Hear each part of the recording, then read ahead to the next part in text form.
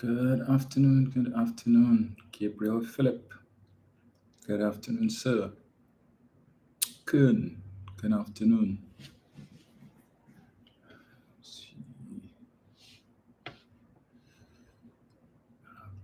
Debbie D, good afternoon, Debbie. Diane Charles, good afternoon to you. Winston Jones, good afternoon. Patricia Batiste.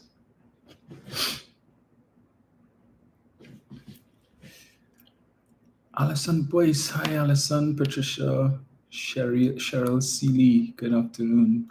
Neil Francois, always present, good afternoon. Sure. This slide me show you all ready for war. Who's you all? Jamun Alemu, good day to you. John Clark, good afternoon. Daniela Williams, the Nighthawk, greetings. 29 Super C. Venezuela conducts massive military drill off the coast of Trinidad. Did you see? No, I did not see the lights.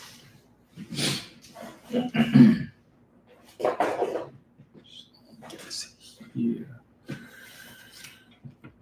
Claire Carrington, hi Claire. And Yabo, good afternoon. Well, I wouldn't be surprised, Lamisho, because when you have ministers of government who feel the need to continue to antagonize the Venezuelan authorities, and feels that he's empowered to have back and forth with now the vice president of Venezuela, and is not being reined in by his political leader. And her silence, I suppose, couldn't be construed as consent. Never before have we seen such a flagrant disregard for proper diplomacy. Just imagine Guyana, who has a long-standing border dispute with Venezuela. Their head of government and their ministers are not engaging in that type of activity, not doing lives and so on, trying to antagonize Venezuelans. They have a greater possibility of an invasion than we do, and they are not doing what some of our ministers are doing. So we keep hearing back and forth from the government, oh, everything is good with our relationship, and then something else comes and happens. So J.H. Marshall, MH37, Sandra Rogers, good afternoon to all of you all. Helen Faria Trotman, Debbie. Debbie says that before I phone to charge because it's rare that I catch you live from the beginning. Shilon Bodhi, good afternoon. The UNC is very captured by the USA, in particular their leader, who is supposed to be traveling to the US, I think, later this week for the UN General Assembly, and I suppose she might be hoping to snag a meeting with Mr. Trump. I don't think that's going to happen, but maybe she will get the opportunity to meet with some lower level functionary from his government. Yeah, probably she hoping to get an invite to the White House so that she could, that's probably on her bucket list of things to do. But the state of affairs right now, where is Ralph Maraj? Ralph Maraj, who fancies himself to be the quintessential expert on everything that has to do with diplomacy. Where is he? Why has he not spoken on what has been taking place? And does he think it's appropriate for Philip Alexander to be making the utterances that he has been making? Seemingly supported by his political leader, his prime minister. So I'm only streaming today on YouTube, not on what was formerly the Debunking UNC Lies with Facts page, which has now changed the name, I believe, to Truth Be Told. Now, I'm certain that those of you, I'm seeing some names here that I would normally see on YouTube. So we would have made the transition to, on Facebook, that you've now made the transition to. So I'm sure you're now scared. You've made the transition to YouTube. All right. So I have in fact parted ways with the page. Now, I would have said on numerous occasions on previous lives that I was not the while I was the face of the debunking page, I was not the only person responsible for posting content to that page, that platform. Right. Now, I assumed that persons were aware of this because normally when one of the administrators or myself makes a post or we put a post on the page, you would see at the top the name of the poster. Where I assumed everybody saw that, but it was only this last week gone that I realized that that was an administrative privilege. So it's only because I'm an administrator that I was able to see the name of whoever post up stuff, and that is why I used to keep telling you all. If you look at the top of the post, you would see the names of whoever the poster is, assuming that you all could have seen it, right? So I now know that you couldn't have. And that is why a lot of people assume that everything that was posted on that page came from me. In fact, there were some times when I would have noticed there would have been responses coming from the page to comments that may have been made by persons who view the page. And the responses was not always to my liking. There were times when I felt the responses may have been a little bit harsh, and I would have come on here to let people know, listen, and people assumed that it was me who was responding to their comment, and it was not. As I said, there are other administrators on the page. So last week there was a post, a meme if you want to call it, that was posted to the page with the opposition leader, political leader of the PNM in a school uniform. And on either side of it was a picture of the member for St. Anne's East, former Minister of Education, Ian Gatsby-Dolly, looking down, seemingly upset. And I think it had the caption, the opposition leader's first day or second day back to school. To be honest with you, I really didn't get opportunity to look at the post because my schedule now doesn't really afford me the opportunity to be on Facebook that much.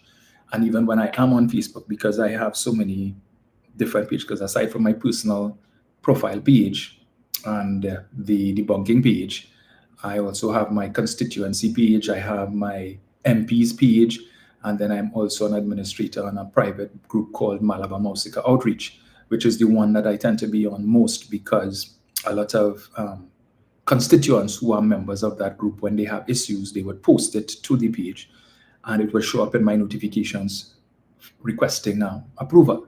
So when I see it, I would normally try and respond right away. So if they have an issue with a overflowing sewer, an issue with a pothole, whatever it is, I would try to reach out to the relevant authorities to get feedback on it, and then I would respond because I understand that is what the previous MP used to do as well. So I try to respond, and if I can't, to have my staff, one of my staff members, look into the issue and respond, right? So I did not see the post when it was originally posted. It was drawn to my attention in a WhatsApp group that I am in, right? And when I saw, now the thing is, a lot of these WhatsApp groups I have muted because there's just so many, and to have my phone pinging all day is frustrating.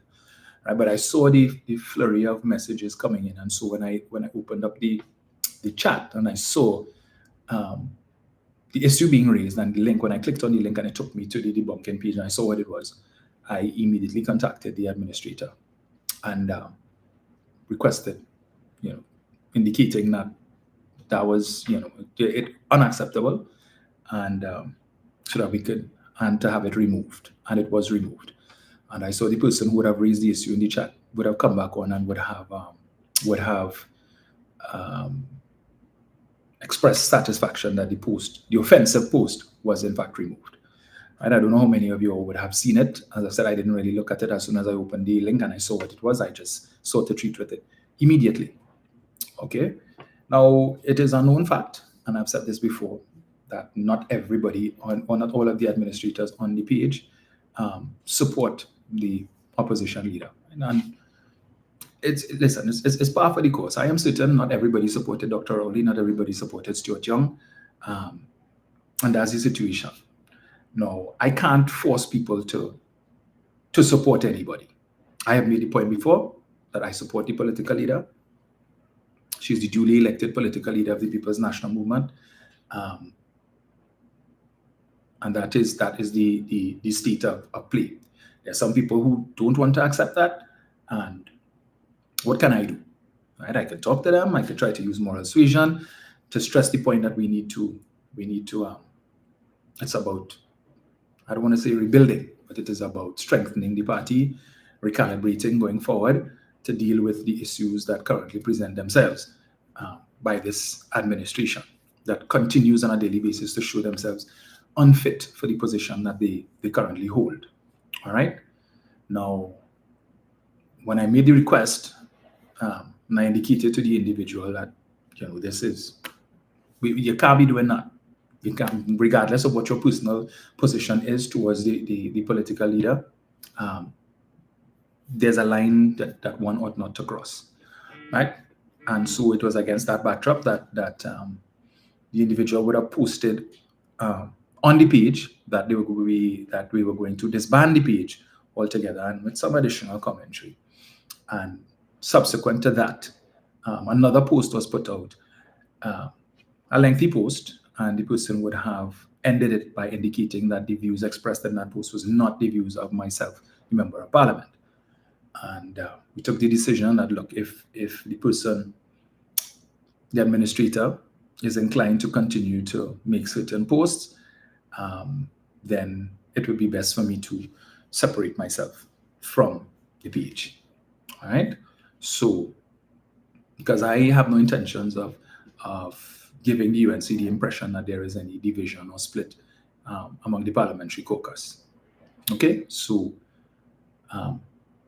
that was the position. I know some people would have seen the message and assumed that it was for me, but it was not. So there is no animosity, but given that position, it was felt that I should remove myself from. In fact, when I was selected as the candidate for Malabar Mausika, I would have immediately contacted the administrators and requested that all offensive material on the page be removed.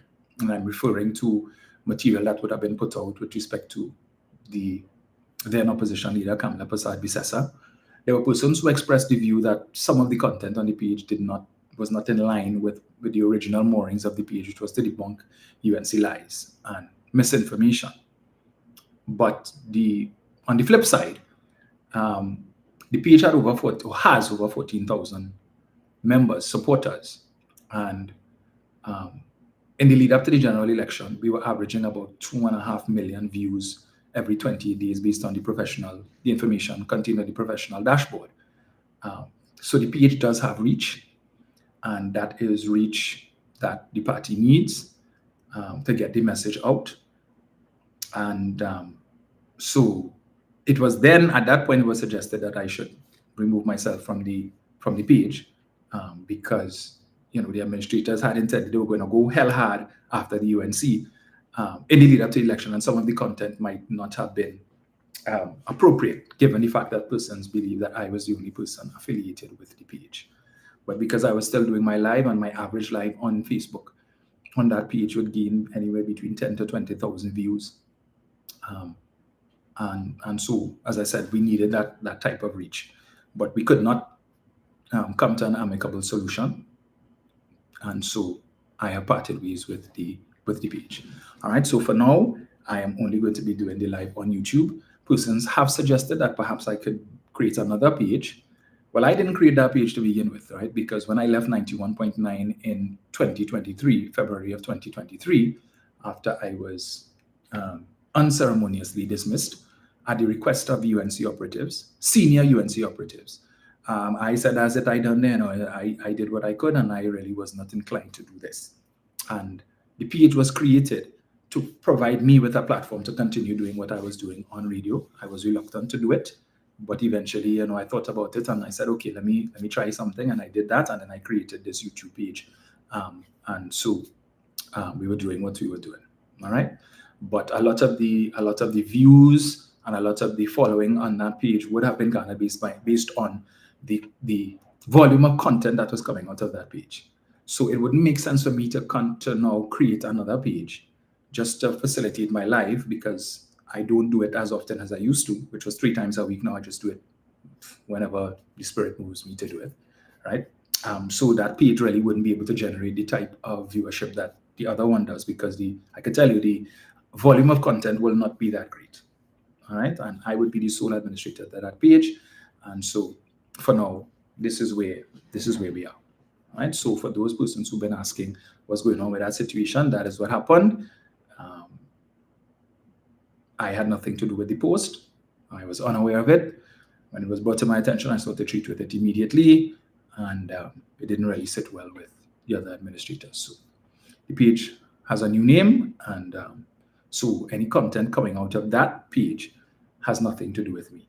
All right, so I'm just making that clear. Yes. So a lot of things happened since last I would have done a live. Plenty things happening, right? And every day, anytime I go on Facebook, and that's one of the reasons why I've not been on Facebook as much, because I have to remember that I'm an MP now, right?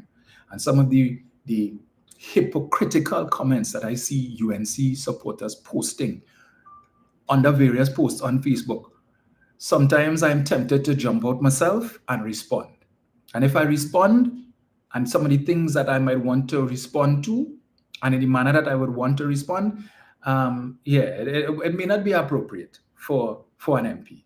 As I said, I have to be mindful of the fact that I have, notwithstanding the fact that it was PNM supporters who put me in office, that I have constituents who are UNC supporters as well, and therefore I have to temper some of the things that I say. So before I was a candidate and before I was MP, I call them fully dunce and all of this kind of thing. I kind of take it down a little bit. But when I look at the actions of Philip Alexander and David Nakid and Anil Roberts, who seem to have not gotten the memo that they are now government ministers, and you look at some of their lives, I don't even bother to look, right? I see doubles and coffee come up on but I don't even bother to look at that anymore. Do I even follow that? No, I don't. But sometimes people share it, and I see it come up on my timeline, because just listening to these people sends up my blood pressure. Anil Roberts should never have been in government again. David Nakid should never have been in government in the first place. And of course, Philip Edward Alexander has no place, no business being in government. And his constant rhetoric and what he has been doing for the last couple of months speaks to that. It supports that fact. I don't understand how the Prime Minister cannot see that, because that type of behavior would not have been tolerated by Dr. Rowley. In fact, when you look at Ralph Maraj and how he criticized Dr. Rowley and his handling and so on of ministers, and I would have seen recently an article that he would have written, and I referenced it before, where he claimed that under the last administration, Trinidad and Tobago's relationship with the United States was damaged significantly. And he went back to some comment Dr. Rowley would have made in respect of the late Joe Mondello, who was the last Republican ambassador, Mr. Trump's ambassador, now deceased, Joseph Mondello, when Dr. Rowley responded to a comment that Mr. Mondello would have made in respect to the then government's decision to take a neutral position with respect to what was happening in Venezuela and Juan Guaido and all of that.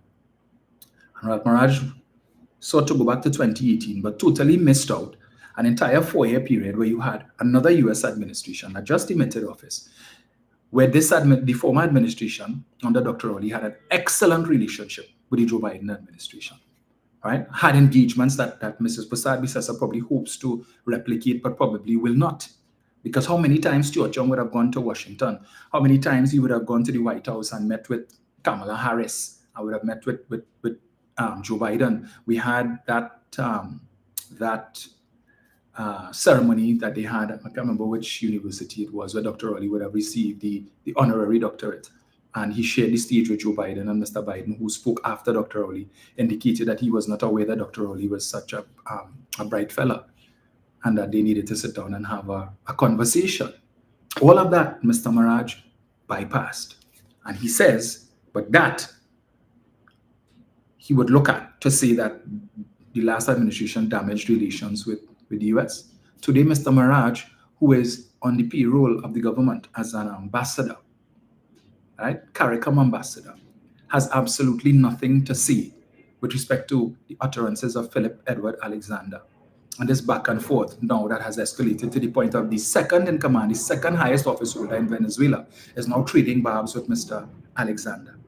After he would have done an interview last week where he was asked by Akash Samaru whether or not he was authorized to make the comments that he made, and if he had any information with respect to the comments he made on his live that India was, that should Venezuela try anything or to invade Trinidad or anything like that, that India stands ready to nuke Venezuela. What utter rubbish. What a stupid asinine comment for this man to make. As if he forgets that when you're doing a live, you don't know who's looking at you and how far your live is going to reach. Because that dotive statement suggests that apparently the nuclear weapon has the ability to discern who is innocent and who is not. Because if you drop a nuke, you're killing everybody within certain parameters of where the nuke falls. So you're coming, you putting India in a position to say that India stands ready to defend Trinidad and Tobago. Your comment as a minister of government, right? And these people fail to understand. Your comments carries weight. You are now a minister of government. As the leader of the opposition and political leader of the party often tells us in the Parliamentary caucus, that for those of us who, when we're making public statements, whether it is that we are being interviewed by the media or if we're doing podcasts such as this, that we must be mindful of the things that we say, because it may be perceived to be P&M policy. Because they're not going to say, it's Dominic Romain talking, or they're not going to say, this is Dominic Romain's position, or this is Marvin Gonzalez's position, or this is Simon de Nobraga's position. They will say this is the PNM position because it came from a PNM MP, and therefore we must be responsible in things that we say. And certainly the weight of a government minister's statements is much heavier than those of us who are in opposition, because you see, when you're in opposition, you could say things, and people dismiss it, that just stupid talk, opposition talk, no time at all. But when you speak as a government minister, it is different. And in no other Caribbean country are you seeing that taking place, right? And as I mentioned earlier, Guyana, which has a long-standing border dispute with Venezuela, right? You're not hearing that rhetoric coming out from them.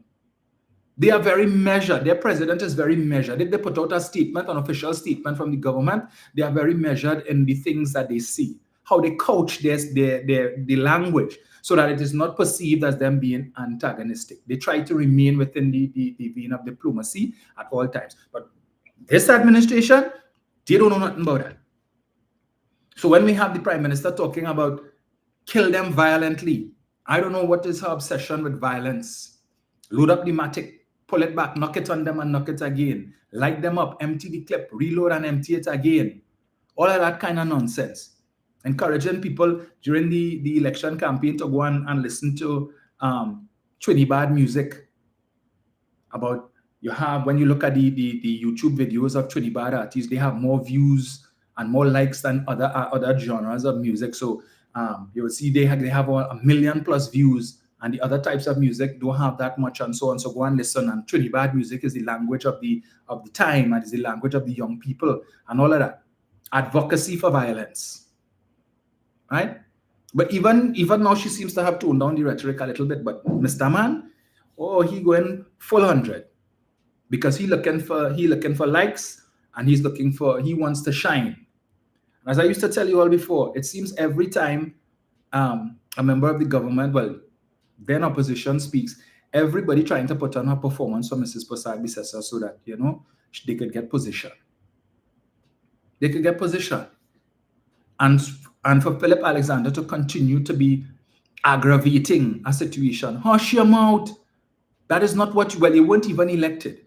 You were selected by Mrs. Posad-Bissessar, but because you about talk the PNM during the election, you figure you made a contribution. No, you didn't really make no contribution, right?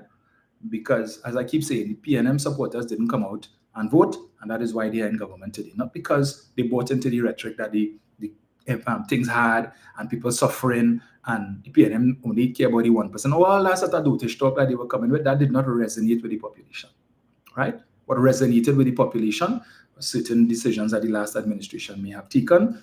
As we know, the issue with the salaries, the issue property tax, and all of these different things, which didn't sit well with some people, and a lot of them were PNM supporters, and rather than cast their ballot for the other side, they simply chose to stay away from the polls, and it impacted on the results. But this was wholly untenable that even Nicolas Maduro, the president of Venezuela, has now had to intervene. And so all of the goodwill that would have been built up by the last PNM administration with respect to Venezuela, where we were on the cusp of having a major gas deal that would have been putting significant foreign exchange into the country's coffers that we need, all of that is being eroded. And what this government needs to understand and remember, you all are not there for life. You're not there permanently.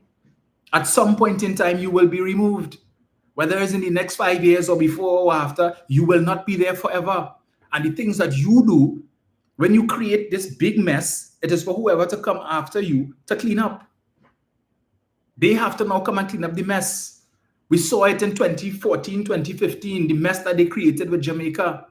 And when the PNM came in 2015, as Andrew Holness would have mentioned, when Dr. Rowley attended his last CARICOM heads of government meeting as the Prime Minister of Trinidad and Tobago, and they were issuing their farewells, the various leaders, Mr. Holness made the point that the first foreign leader that he met with was Dr. Rowley, who had come to Jamaica to try and fix the situation that was left by the previous administration, because the Jamaicans were ready to boycott, and Jamaica is one of our largest trading partners in the region.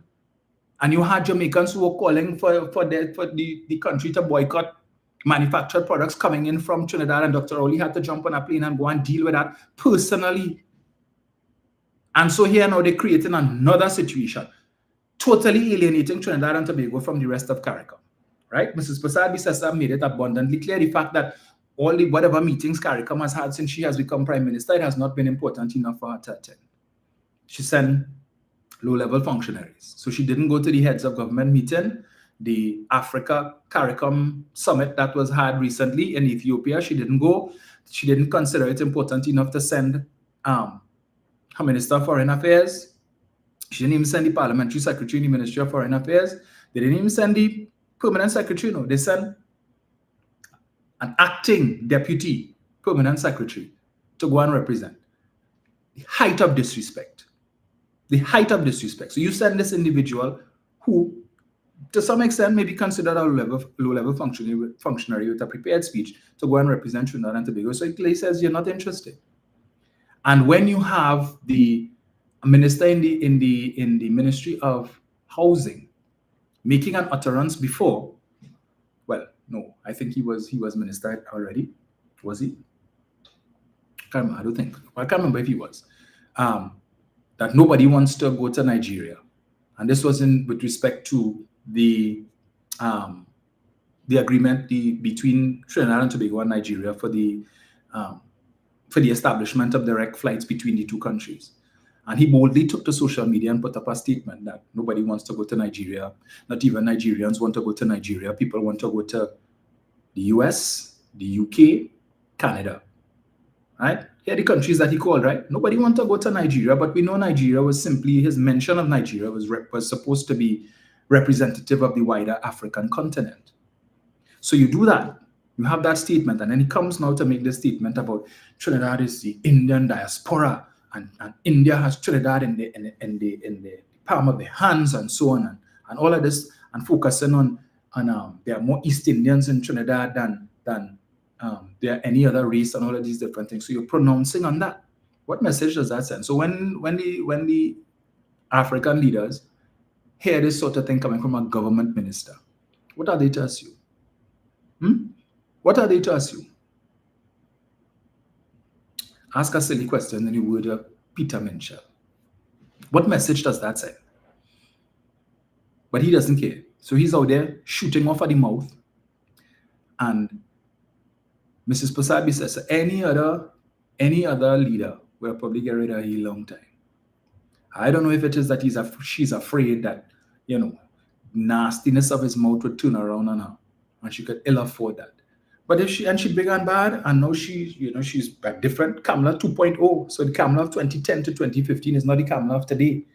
Different. She mincing words, right? She big and bad, out and bad. Anybody cross her, that's it for you. She busting head and busting throats. We're waiting on to bust his throat.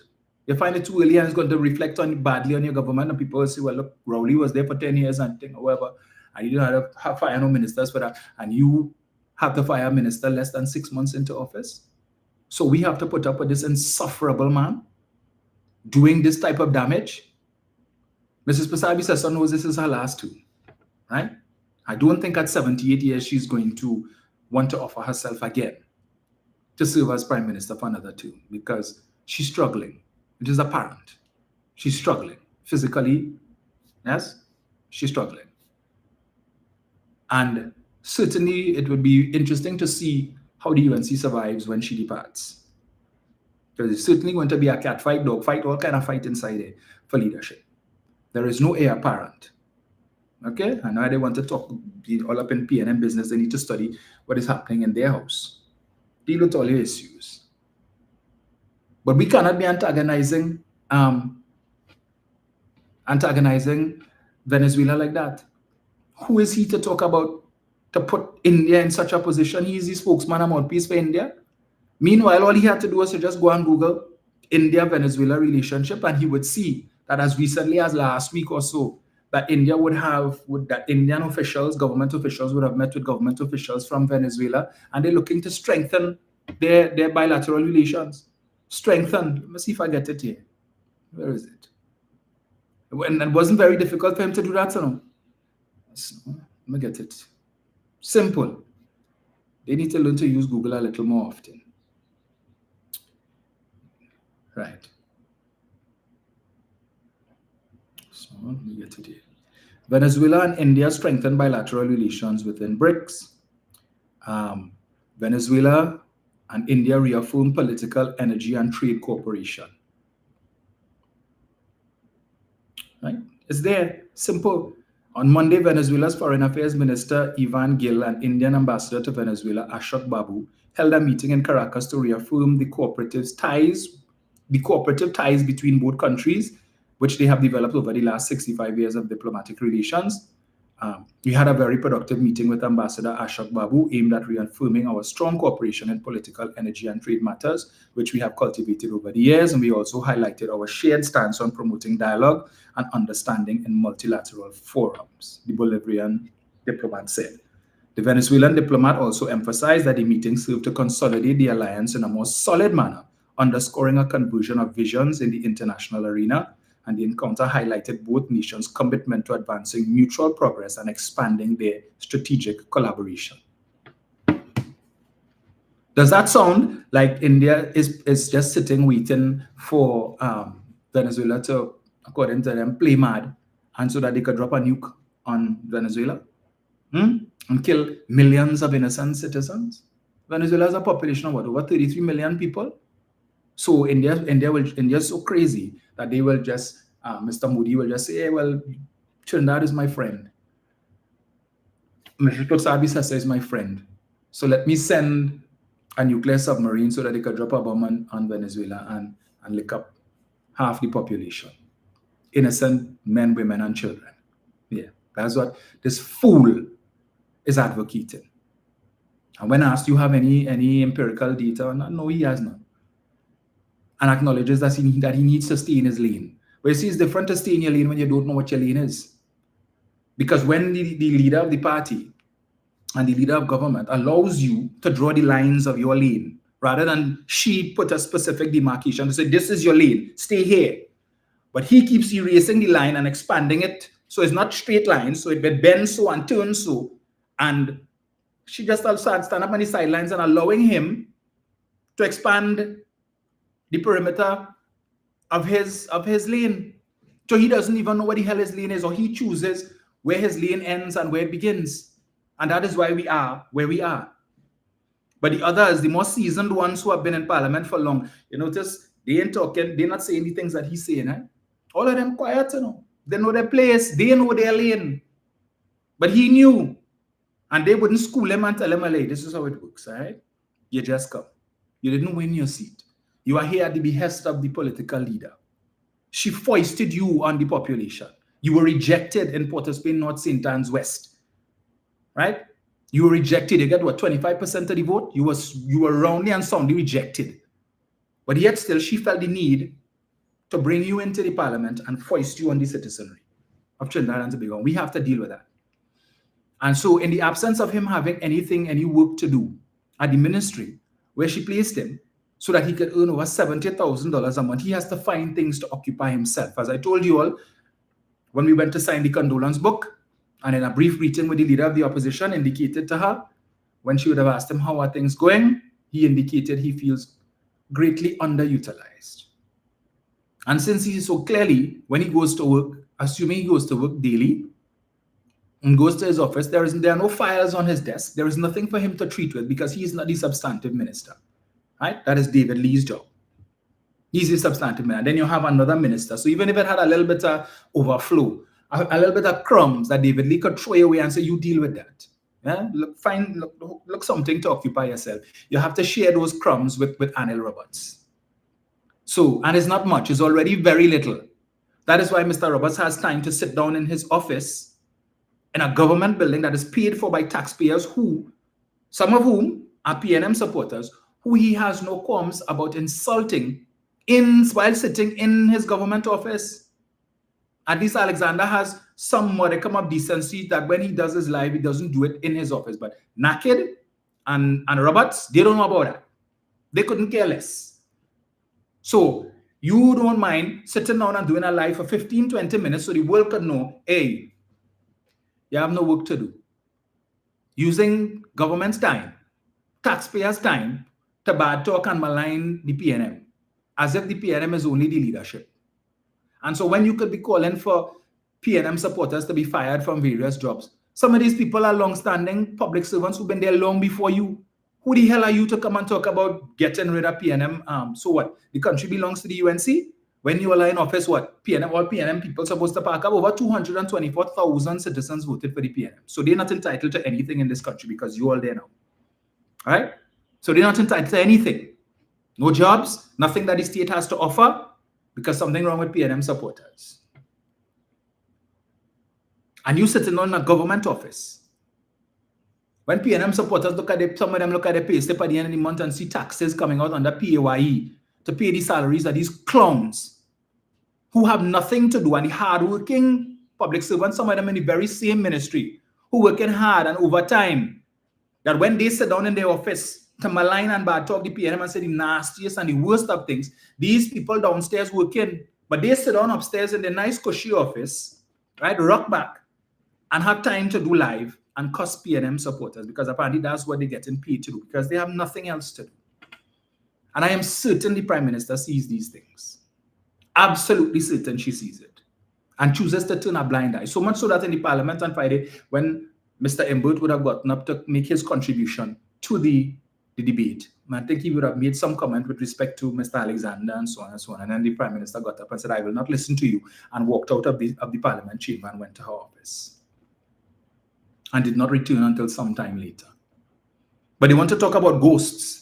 And how many ghosts it had in URP and how much ghosts it had in CPEP and all of that. The biggest ghost gang right now in this country is the government. Because what they term as ghosts, you're collecting salary, you're collecting pay for no work being done. Philip Alexander is doing nothing, has no work to do. Naked has no work to do. You're not seeing him at any event where Mr. Watts, who is the substantive minister, is. You're not seeing Naked there as the parliamentary secretary who's supposedly supposed to be second in command in the ministry. You all ever see any event where Watts is Naked next to him? Where is he? What does he do on a daily basis? Nothing. But collecting over $70,000 a month. And that figure is about to go up again this month because the parliamentary committees are about to begin. Right? And the members of both houses serve on the various committees, and for each committee that you're on, you get a committee fee. And they are on multiple committees. So the amount of money that they will be collecting on a monthly basis is about to go up. For them doing what? Are they earning that? Have you seen them do anything in the last few months to warrant that? Like I say, yeah, man, the man working, but doing any work. Really? Nothing. But meanwhile, while they collecting the big salary every month to sit down in front of a computer or sit down in front of their phone and cuss the PNM and talk about the last administration, right? And malign PNM supporters. While they're doing that, the people who are doing the hard work, the real hard work in the hot sun, who getting up early while they still sleeping and snoring, they were getting up early to leave home, to pick up their waka and pick up the net and whatever it is and the rake and so on to go on and cut the grass. And they didn't see the value of that. No, just about national grass cutters. Now the same hypocritical supporters complaining about how tall the grass is and rainfall and they never see flood like this. Why do you think that is? All of a sudden you all recognize the value that the CPAP workers had. And so while these people are struggling, small money, and as I made the point before, the salary of one of these men could pay 30 CPAP workers for the month. Philip Alexander's salary for the month could pay 30 CPAP workers. He working for that? He doing one quarter, 1/8, 1/10, 1/20th of the work that these people were doing, that they sort of cast aside because they just painting stone and just cutting grass. So every month when he looks at his bank account, or when Roberts looks at his bank account, well, this week when they get paid, naked, and they look at that salary that they get, I hope they remember how many CPAP workers or how many URP workers that could have paid. One man equivalent to 30 CPAP workers. And every week I deal with these people coming for help. The number of persons asking for hampers now has gone up. And again, thank you to all those of you who continue every week. I'm dropping off a 2 hamper, bringing, trying to mobilize and stuff, and we appreciate it so much because it helps. Just yesterday evening, I would have gone to my my constituency executive. Some of the members hosted a fundraiser, a bingo, and I would have met a young lady there who told me that she would have lost her job, and so it's difficult. And she asked me if it is that we have any hampers in the office, food hampers, and I would have indicated to her, yes, sure. I will let my staff know to expect you, and you could go on Monday and collect. And she's very grateful for that because she's struggling to scrape money together to pay her rent. Meanwhile, these clowns who are not doing any work, very little to none, making all that money. Speaking of which, so one of the questions that was posed to the Prime Minister on Friday during Prime Minister's question time was whether or not any money was spent or how much money was spent on renovating the Prime Minister's residence. So let me just play her response.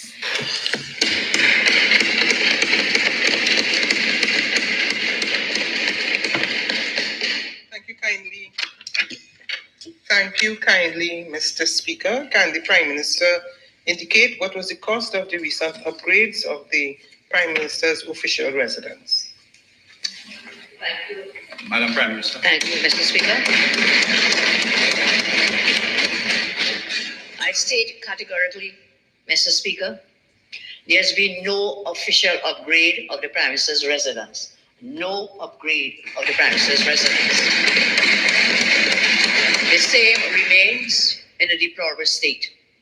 It has not been occupied, so no upgrades have been done. I mean, that's very, very clear. So the issue of how much money spent and so on does not arise. No upgrade. However, the controller at the residence, hired by the then PNM government, did make a request for the sum of $5 million to upgrade the residence in Trinidad and Tobago. This was done by the person appointed by the former PNM government. However, Mr.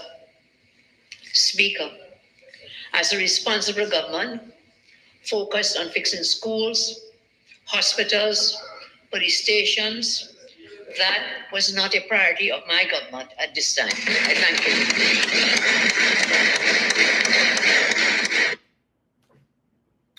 So that was not a priority of our government at this time. When will it be a priority, ma'am? When will it be a priority? You see, and this is the kind of dotish rhetoric that her supporters like. You came in and you all told us that the place was in a terrible state and you couldn't use it and you're working from home and all of that. Then we saw the Indian Prime Minister come here and all of a sudden the diplomatic center adjacent to the Prime Minister's residence is no longer in a deplorable state. It was in a good enough state to be used by your good self and your government to host not just Mr. Modi and his delegation, but several UNC supporters as well. Even activists, social media activists, who they paid to cost the PNM and say the worst of things and the most lies about the PNM during the election campaign. They get invitation, come and eat and drink of the best. We also the charade of Mr. Padarat push out a whole big trolley with alcohol and say, look at how much alcohol we find and we're Rowley and them leave and how much money they spend on alcohol. Well, with the number of events that they have had at the diplomatic center since coming into office over the last few months, I'm sure a lot of that alcohol that they wanted to say was wasted money was used, right? So they didn't have to go and spend additional monies because it was there to be used and soon it would be consumed. But the place was in a terrible state, couldn't be used. We all recall the video showing us where the scanner wasn't working, but yet still then you were able to see somebody highlighted in the corner, it was unplugged. But it is now perfect to be used every week for cabinet meetings, which was originally being held in the Red House. So now every week they're there. And this ruse that Mrs. Prasad-Bissessar wants to come and tell us about is the last administration left it in a deplorable condition and it is uninhabitable, it is not being used, is a ruse so that she could stay in her home. We know between 2010 to 2015, when she came in, the Prime Minister's residence was just about 2 years old and she didn't want to stay there. But her sister, Vidwati Newton, and her children, it was reported, were staying there and using and had access to state vehicles at the expense of you, the taxpayer. So they were riding high, living in the Prime Minister's residence when the person who was supposed to be occupying the residence, she decided to stay in her personal residence in Philippines. And while she says that the comptroller would have requested $5 million for upgrades, and that is not a priority, right? So that money is not they don't have that money to waste right now because they prefer to spend it on police stations and schools and hospitals and so on. Mrs. Prasad-Bissessar, the Prime Minister's residence is also an official state building that must be maintained. And you will not be there forever. You will not be the office holder forever. And you have a duty of care to ensure that whoever comes after you, that person has a facility that is ready for their immediate occupation, if not immediately, soon thereafter. And I know the supporters will come on the live and talk nonsense about Rowley didn't leave it in a state for her to occupy. Really? Well, we know that up until the point that Dr. Rowley would have been admitted office in mid-March, he was still living at the official residence. It was livable. It was habitable. He and his family were living there. There was nothing wrong with it. And we would have seen the video that he would have posted showing us the condition of the home, and it was quite livable. Because I don't think that the Prime Minister would be living in the Prime Minister's residence and allow it to be run down to a state so horrible that it cannot be lived in or used. Utter rubbish. Total garbage. But that is a convenient excuse for them to use so Mrs. Prasad-Bissessar could remain at her residence. So she will only come to Port of Spain once a week for cabinet meeting on a Thursday, or if there is some event happening in Port of Spain that requires her attention, requires her attendance, then she will come up. But otherwise, to have to drive all that way, she's not going through that. And people are asking the question, what is you have to hide? What is it that you have to hide that you don't want to live in the official residence?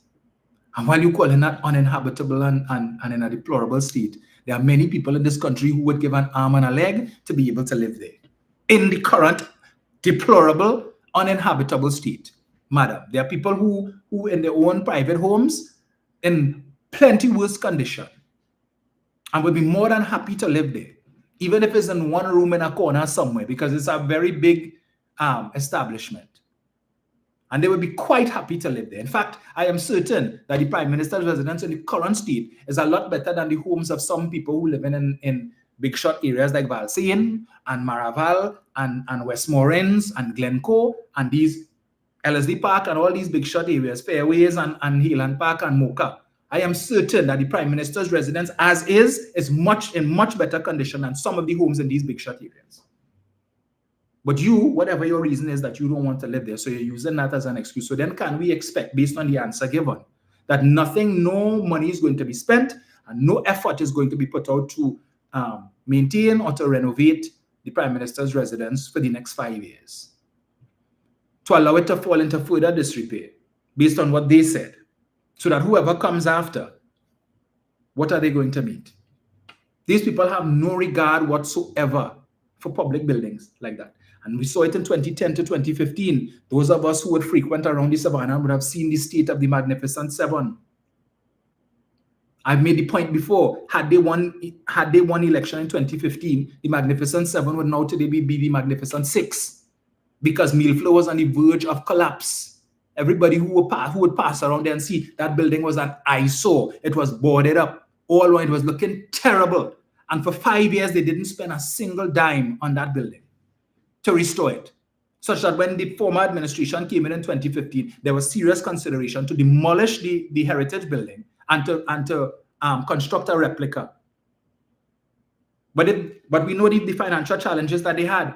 So it is very possible that if they had won the election in 2015, what you would have had today is 6 buildings and an open lot of land, probably with a sign reading, "Here once stood Millflow," and probably give us a little history of the building and maybe a picture of what once stood there. Today, Millflow, thanks to the former administration, not this one, and not the one from 2010 to 2015, stands tall, restored, and earning its keep, earning money. Everybody wants to go there and host weddings and birthday parties and photo shoots and ads and parties. It's earning its keep. It didn't earn 1 penny, not a dime near farthing between 2010 to 2015. What is happening with Whitehall? Up until Stuart Young would have demitted office as Prime Minister, he was using Whitehall. There are pictures showing him sitting in the Prime Minister's office, and it looked pristine to me, perfectly occupiable. Since Mrs. Basabi only comes to Port of Spain once a week, I think she could have managed. And the fact of the matter is that whatever repairs needed to be undertaken, that it was being done before they came into office. It was budgeted for in the last budget. The $50 million that they claim was supposed to be for entertainment. Stuart Young would have told us, Carl Membert would have told us a part of that money was to treat with certain infrastructural issues at Whitehall, specific to the basement and so on. They came in, and within a week, Padarat and Nicholas Morris went there doing videos, tell us that they did a walkthrough and it's in a horrible state, and they had to move out all the staff and send them to the other, the annex, which is on St. Clair Avenue, right? But used to be the Prime Minister's office when Mr. Manning was Prime Minister before they restored Whitehall and he moved back there. That building up opposite what used to be NCC's headquarters behind QRC, right? That big building there. So Whitehall is now empty.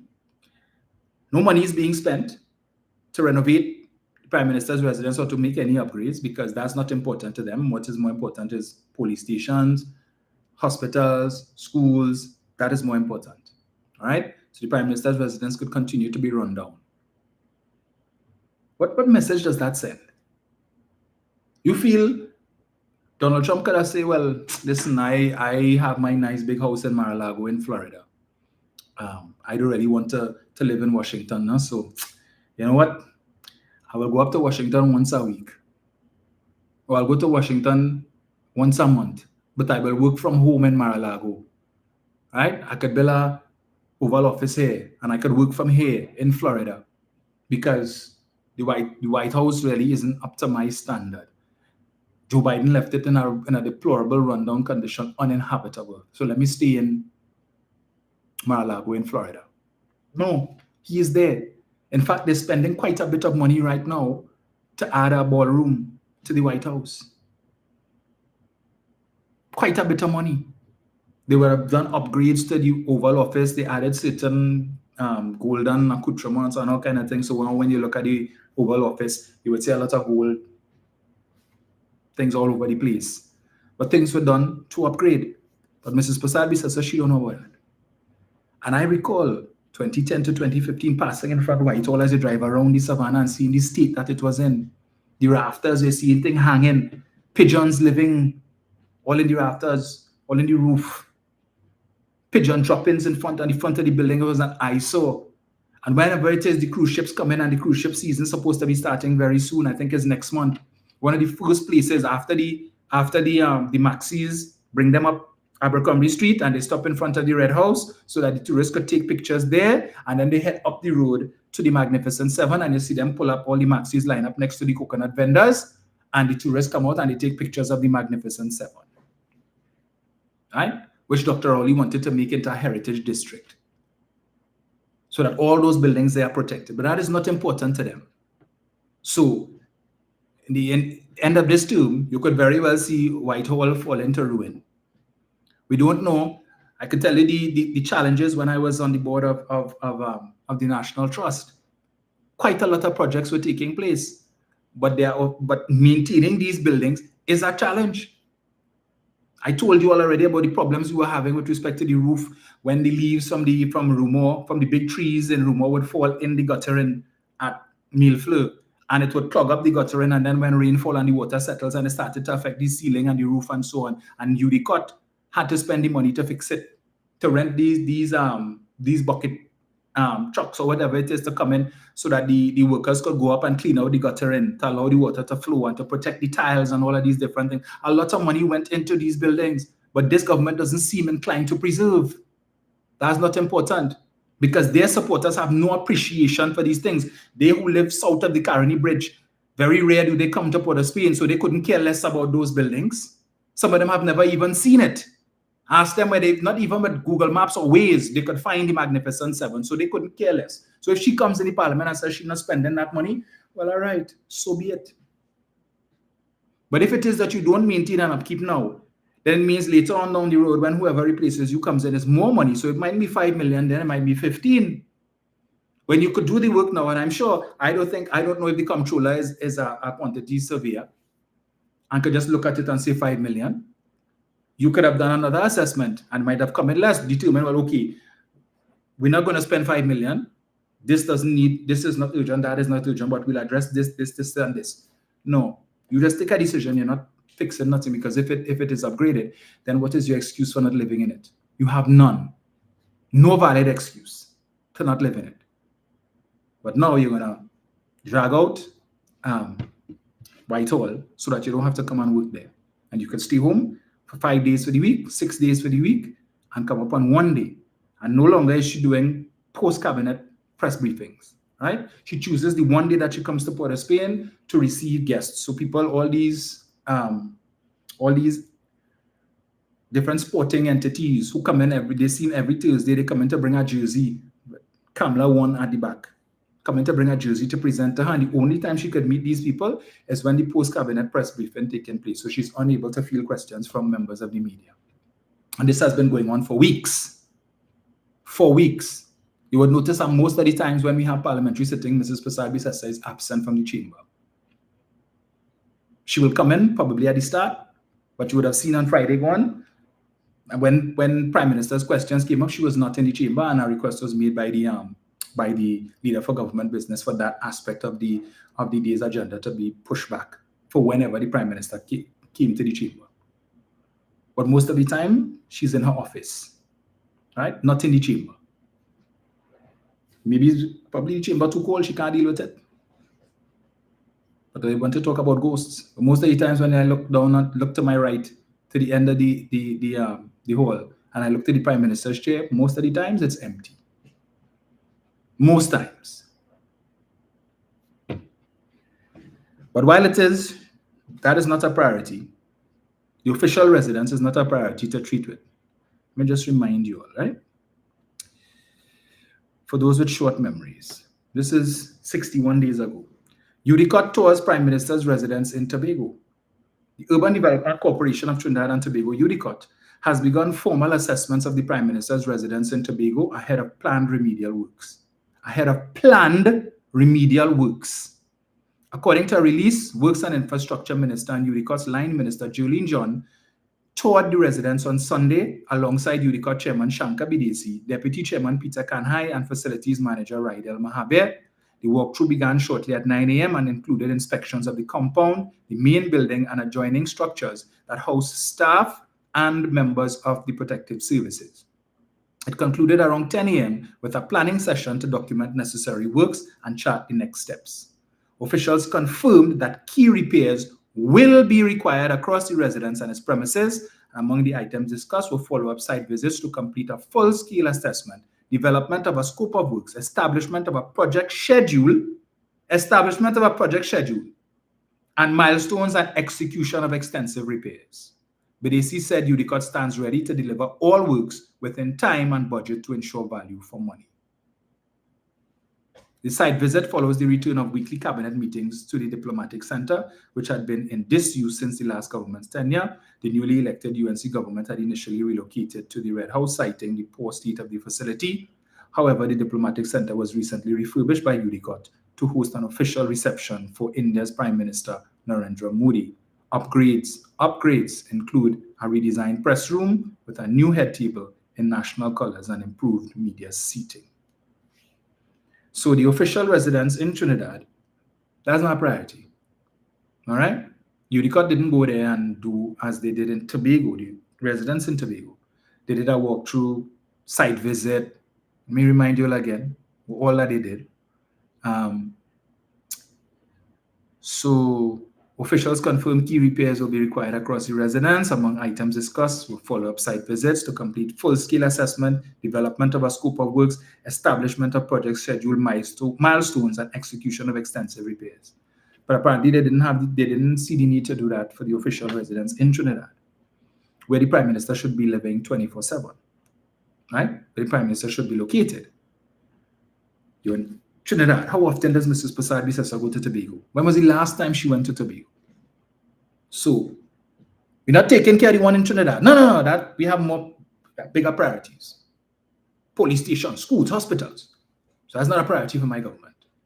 We're not priority the one in Tobago, where I'm certain she has not visited there since becoming Prime Minister. Probably has no intentions of visiting there. But for some reason, UDICOT feels the need that they need to spend millions.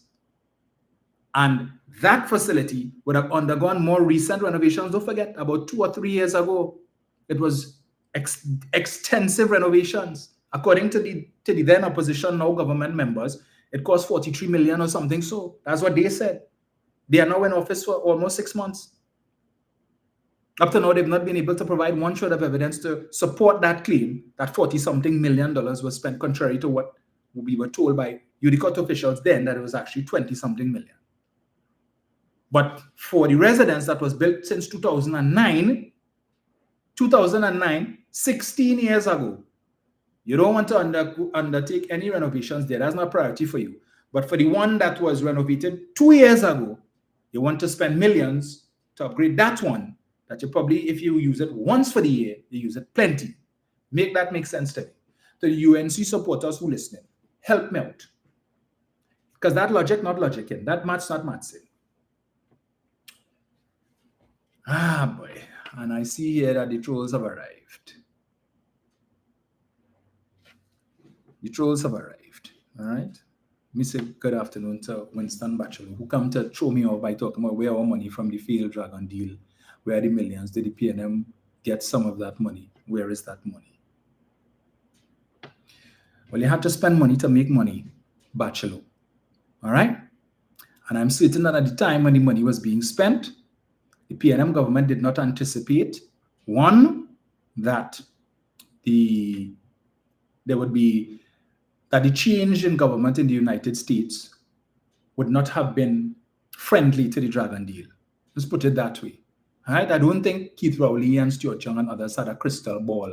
So when they were working hard, okay, to make the Dragon deal, and you know what's hypocritical about all it? If perchance they had a little more time and the Dragon deal had come into force, and the gas was flowing now and the US was coming in, you would have been singing a different song. As if the failure of the Dragon gas deal was the fault of the PNM. The former administration did everything that they could to make that happen. Everything that they could do, they did. They were able to establish links between Caracas and Washington that did not exist before. Unless you all continue to forget. All right, the Dragon Gas deal was sanctioned by the previous US administration, who granted the OFAC license. All right?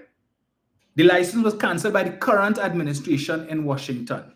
Had that license not been canceled because of the policies of that administration, Dragon Gas, the process to start, because Shell had moved up the timeline. While we were being told that the Dragon Gas would start pumping in 2027, there was an article earlier on this year where Shell was saying they were looking to move up the timeline and hasten the process to start bringing gas to the plant from 2026. They were moving a pace to make it happen. And so monies had to be spent. And when those monies were spent, the expectation was that the Dragon Gas deal would have gone through. So would you have preferred then, Mr. Bachelor, that they not spend the money, that they not invest in the project? So if the government had taken a hands-off approach and said, well, we ain't spending no money on that now, would that have demonstrated their seriousness in bringing that project to fruition? You always think before you talk this nonsense, this rubbish. Can't be. This is a project that has been in train for the longest while, and I've said before and I'll repeat it. If Kevin Ramnarine had done half of what Stuart Chung did when he was Minister of Energy between 2011 to 2015, if he had done half of what Stuart Chung did, Dragon Gas would have been flowing since 2016, 2017. Since then, the country would have been reaping the benefits of Dragon Gas. 9, 10 years ago, Winston, they did nothing to advance that cause except sit down on their hands for the time that they were there. If PNM people had done what they were supposed to do in 2010 and returned Mr. Manning and the PNM to government, Dragon Gas might have been flowing since 2016, 2017. But because of that 5-year interregnum, that period, when nothing or precious little was done to advance that cause, when there were no sanctions against Venezuela, there was no bounty on Nicolas Maduro's head, and Mrs. Prasad Bisesa was Nicolas Maduro, good buddy and good friend, and was trying to defend him against the US. There's that infamous video where she's sitting next to him and thanking him for reminding her about something that the US government had done and whatever it is, and Trinidad and Tobago stands in support of Venezuela. No sanctions then, no bounty, nobody was looking for Mr. Maduro. He could do what it is that he wants. We're free. Trinidad and Tobago was free to negotiate. The government in power in the US at the time was Barack Obama's administration. They could have made overtures then. And we should have been receiving, so our country's foreign reserves, which by the way has fallen under 5 billion for the first time in a very, very long time, Winston. You were boasting about how much foreign reserves Kamala left in 2010. Well, I'll tell you, when Keith Rowley left office as Prime Minister and when Stuart Chung left office, it was over 5 billion. It is now under 5 billion. Under 5 billion.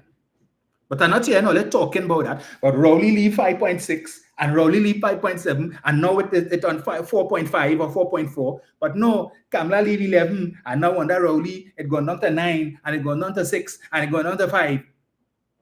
Why are you all not complaining about how much it has gone to, how much Rowley left, and where it at now? Why are you all ain't doing that?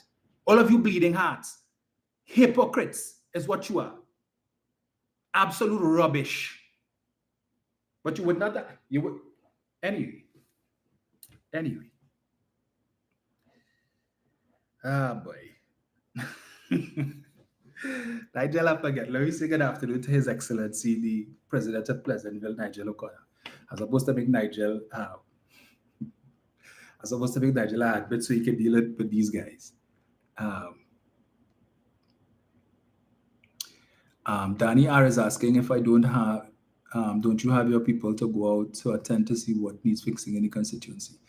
Yes, I do. In fact, my field officer, who I recently brought on staff, has been doing that, and we have been getting a lot of commendations from persons who have been messaging the office to tell me what a good job he has been doing. Once persons come to my office and they lodge a complaint, or if they send something to me on the group that I mentioned, if I can't make it myself to go and see, I would send my field officer out to take pictures, videos, and so on, so that we can forward it to development ministers for immediate action. All right. And so I intend to start working the constituency very soon with my councillors, right, to see what are some of the infrastructural issues that need urgent attention. I will tell you that there are a number of infrastructural issues that I have written to ministers about, and I have gotten no response from them. Right? I've written to them on numerous occasions, and they continue to ignore my correspondence. And so the only alternative I have left would be to file a question in the Parliament for them to answer. However, it is left up to the Speaker to determine or to decide whether or not he's going to allow the question. So I can pose the question, but if the Speaker says it doesn't qualify based on his interpretation of his standing orders, my hands are tied, really. I tell you, the job of an MP is difficult, okay? Especially when you have a government that is antagonistic. I have written to the Minister of Works and Transport asking, as I've seen her numerous times, several videos on her personal Facebook page and other places, her ministry's Facebook page, where 6 o'clock in the morning she meeting with MPs to tour the constituency. And all the MPs she has met with so far have only been UNC MPs, right? She has not, as far as I have seen, has not toured any PNM constituency. I have written to her on 2 occasions requesting a tour of the constituency, because we have a number of infrastructural projects that would have had the attention of the previous MP, Lisa Morris-Julian, that I am trying to follow up on. But yet still, when we partner with certain business entities in the constituency to treat with these things, because the government is not treating with it, they vex. Why all they didn't do that before? But the last 10 years, why the PNM, why they didn't link up? So Khadija is upset because we partnered with TCL to get some material to be able to do some sort of paving in the constituency. She vexed about that, because why the PNM didn't do that for the last 10 years. And these are the challenges that we faced with. But anyway, I digress.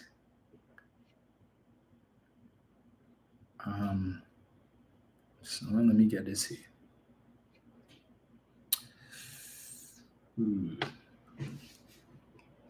So again, to highlight the hypocrisy, before I go there, 2 police TTPS units kicked out of the waterfront to make way for Alexander's ministry. Right? This appeared in yesterday's Guardian. Let's touch on it quickly. 2 police units and a government agency are being relocated from Tower C of the International Waterfront Complex in Port of Spain to make room for Homeland Security Minister Roger Alexander's ministry. Guardian Media was told yesterday that after splitting the previous Ministry of National Security into Homeland Security and Defense, with Ministers Alexander and Wayne Sturge at the helm, Temple Court offices became too crowded for both ministries. Tower C was subsequently offered as an option to Alexander, and he took it. 3 entities currently occupy level 20 of the waterfront building, where Alexander's ministry will soon be housed. Trinidad and Tobago Police Services Anti-Corruption and Investigation Bureau and the legal unit are currently housed on the floor, along with the Criminal Injuries Compensation Board, a government agency.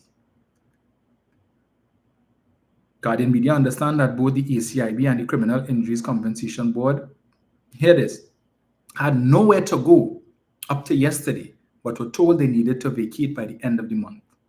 The legal unit will be relocated to a building on Richmond Street, which currently houses the Special Investigation Unit.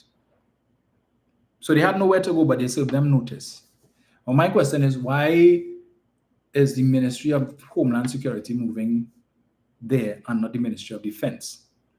Because Homeland Security was previously National Security, and Temple Court on Abercrombie Street, just opposite the Hall of Justice, has been the home of the Ministry of National Security for many, many years. Many years. So it stands to reason that that ministry should have remained there, and the new ministry, the Ministry of Defense, which is still being filled out, should have gone to the waterfront or wherever it is. Because I'm certain as a new ministry, they don't have the staff complement as yet that the Ministry of National Security does. And why have National Security or Homeland Security moved out to go to the waterfront, to leave this whole big building for a ministry that is still trying to figure out what is its remit, still trying to figure out what is its staff complement needs? So you have this big building and you're going to have empty space, because I am certain the Ministry of Defense doesn't have as much staff as the Ministry of National Security. So it makes sense that the Ministry of Defense would not need as much space as the Ministry of Homeland Security. So they could have probably used one floor for now, while they try to figure out, and especially given the fact that should PNM administration come into office in 2030, this Ministry of Defense may not exist. All right? So it's better to limit the space, the staff, because I'm sure there's a lot of overlap taking place between the work that is done by the Ministry of Defense and the Ministry of Homeland Security. But I told you all before the election, it's all about everybody wanting an office in the waterfront. They want to rock back on their nice big leather chair and draw the blinds and just look out the window and see the water taxi coming in, see the cruise ship coming in, look at the sunset. I told you all that. Right? You're feeling thirsty, you want a little drink, a little libation. You take the elevator and you just go downstairs and you walk across to the Hyatt. And even though the Prime Minister tell them, hey, so are you doing the liming in the Hyatt? Forget that, you know. I'll bust all your head. But when they're on their own personal time, you just walk across to the Hyatt and have a drink. Where's the minister? You put that, build that to the state? That's what they like. Everybody want a waterfront. The same waterfront that they cuss when Manning was building it, when the PNM was building it. Prasad Bisesa said it was a vanity project. Manning just wants to change the skyline of Port of Spain. Manning wants to be an emperor and he's obsessed with tall buildings, and we don't need that. And that money could have been better spent on healthcare and better spent on education, better spent on national security. Sounds familiar? We don't need that. What was the term she used, boy? That the government is crowding out the private sector. They're overheating the economy. Too many people employed. If you're looking for a mason or a carpenter, you can't get them because everybody working for the government. When you try to buy a bag of cement, all the hardware is telling you, well, you can't get it because most of the shipment that they had is going to the government development projects and construction projects. They were against the waterfront. Don't forget that, the same waterfront that they're happy to run to today. But if Mr. Manning had listened to them, it's a vanity project and he said, okay, we're scrapping it. We're not going to bother with it. Where would Alexander be going today? Maybe one of the 1% owned buildings that was left vacant by the last PNM administration. There are certain a couple buildings that I'm keeping my eye on that were vacated by the last administration. That for the last 9 years or so, the landlords have not received 1 penny of rent from the state. I'm keeping an eye on those buildings. And the minute I see a government sign goes up on those buildings, I will come back and report to you all to show you the hypocrisy of these people. And when they're talking about, oh, they only want Faris and Faris family, and that is why the last administration is constructing headquarters for the Ministry of Social Development on Chagrid Road, which the current Minister of Social Development, when she did a tour a couple months ago, had an issue with. Right? So she is happy to continue to operate out of the same building that they claim, oh, Faris and Faris family or whatever it is. And the 1%. Love to go after Faris and the 1%. Okay? But you have a 1%er sitting down in your cabinet, and I want to be a counterfeit 1%er who, every time he opens his mouth and puts his size 13.5 down his throat, wants to put Trinidad and Tobago at risk. Wants to put us at risk, whether it be that a fighter jet just happened to be flying over and oops, we just happened to drop something. Oops, sorry. Collateral damage. Casualties, collateral damage according to Minister Elder. Now I see quite recently, was it yesterday I was reading that? Where I think Mr. Trump would have issued further threats to Venezuela, the Venezuelan authorities. In fact, so a 4th vessel was destroyed, was bombed. And I think Mr. Trump would have indicated that, I can't remember exactly what it is, but it suggests that things are about to become a little more heated. And it may move from the sea to land. Okay? We are just 7 miles off. We just here. That is not our fight. But some people seem intent on wanting to draw us into that fight. Well, hopefully UNC supporters all line up put on all Gideon boots and all khaki suit now. Yeah. Strap up and go and fight. The rest of us, we are nothing to do with it. Nothing to do with that. We don't support that. Just saying. Right? We are against drug traffickers anywhere and everywhere that they exist. But as an attorney at law, Mrs. Prasabi says some must subscribe to the tenets of due process.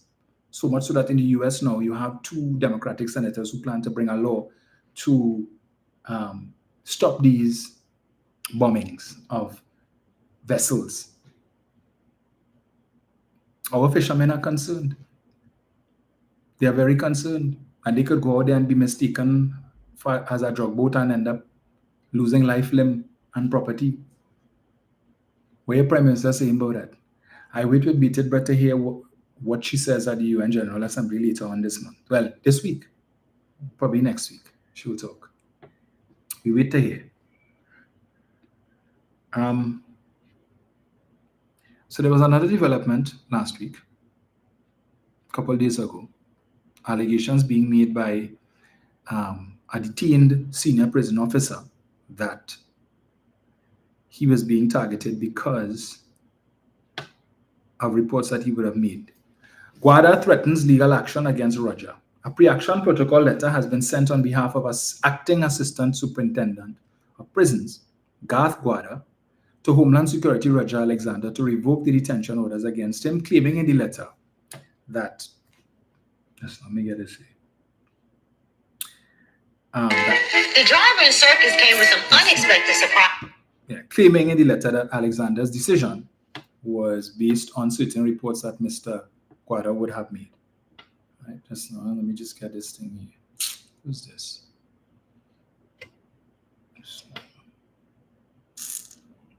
Okay.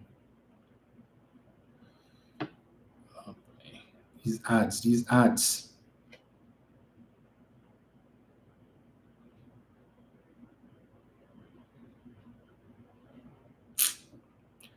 So, folks, let me just try and get this here again.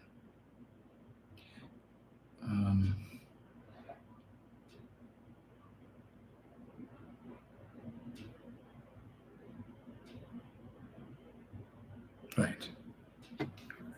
So a pre-action protocol letter has been sent on behalf of Acting Assistant Superintendent. Right. He's claiming that in the letter that Alexander's decision to incarcerate him was influenced by an improper motive and a clear conflict of interest.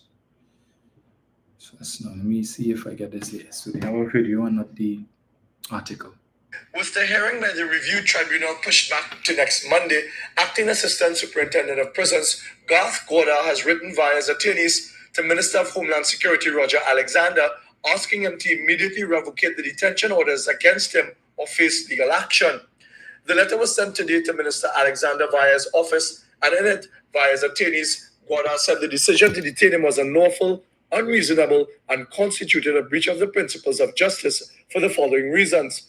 Firstly, that Alexander, in his open quote, personal capacity, visited the maximum security prison whilst he was on vacation leave and prior to being appointed a minister, where he requested unsupervised visits, which were denied by Guada as it was his duty to do so, close quote. Secondly, open quote, Alexander requested and received visits with a member of the radical Islamic OCG. This meeting was supervised by Guada in his then capacity as prison supervisor, as he was instructed by the prison executive to do so, close quote. Thirdly, after being appointed a minister, Alexander again visited the maximum security prison and requested similar meetings. The letter continued, open quote, on each occasion, communication was sent by my client to the executive of the Trinidad and Tobago Prison Service and the DCP intelligence of the TTPS Suzette Martin, as it was Guada's responsibility to do so, close quote.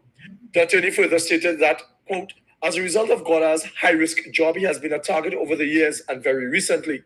Over the past couple of months, there were threats to my client's safety, which were communicated to him by DCP Suzette Martin. A report on Guada was communicated to the former Commissioner of Prisons, Carlos Carraspi, who found it without merit. Mr. Carraspi was then sent on leave. To date, you have signed 2 preventative detention orders in respect of Mr. Guada, accusing him of associations with gangs allegations you know to be untrue, close quote.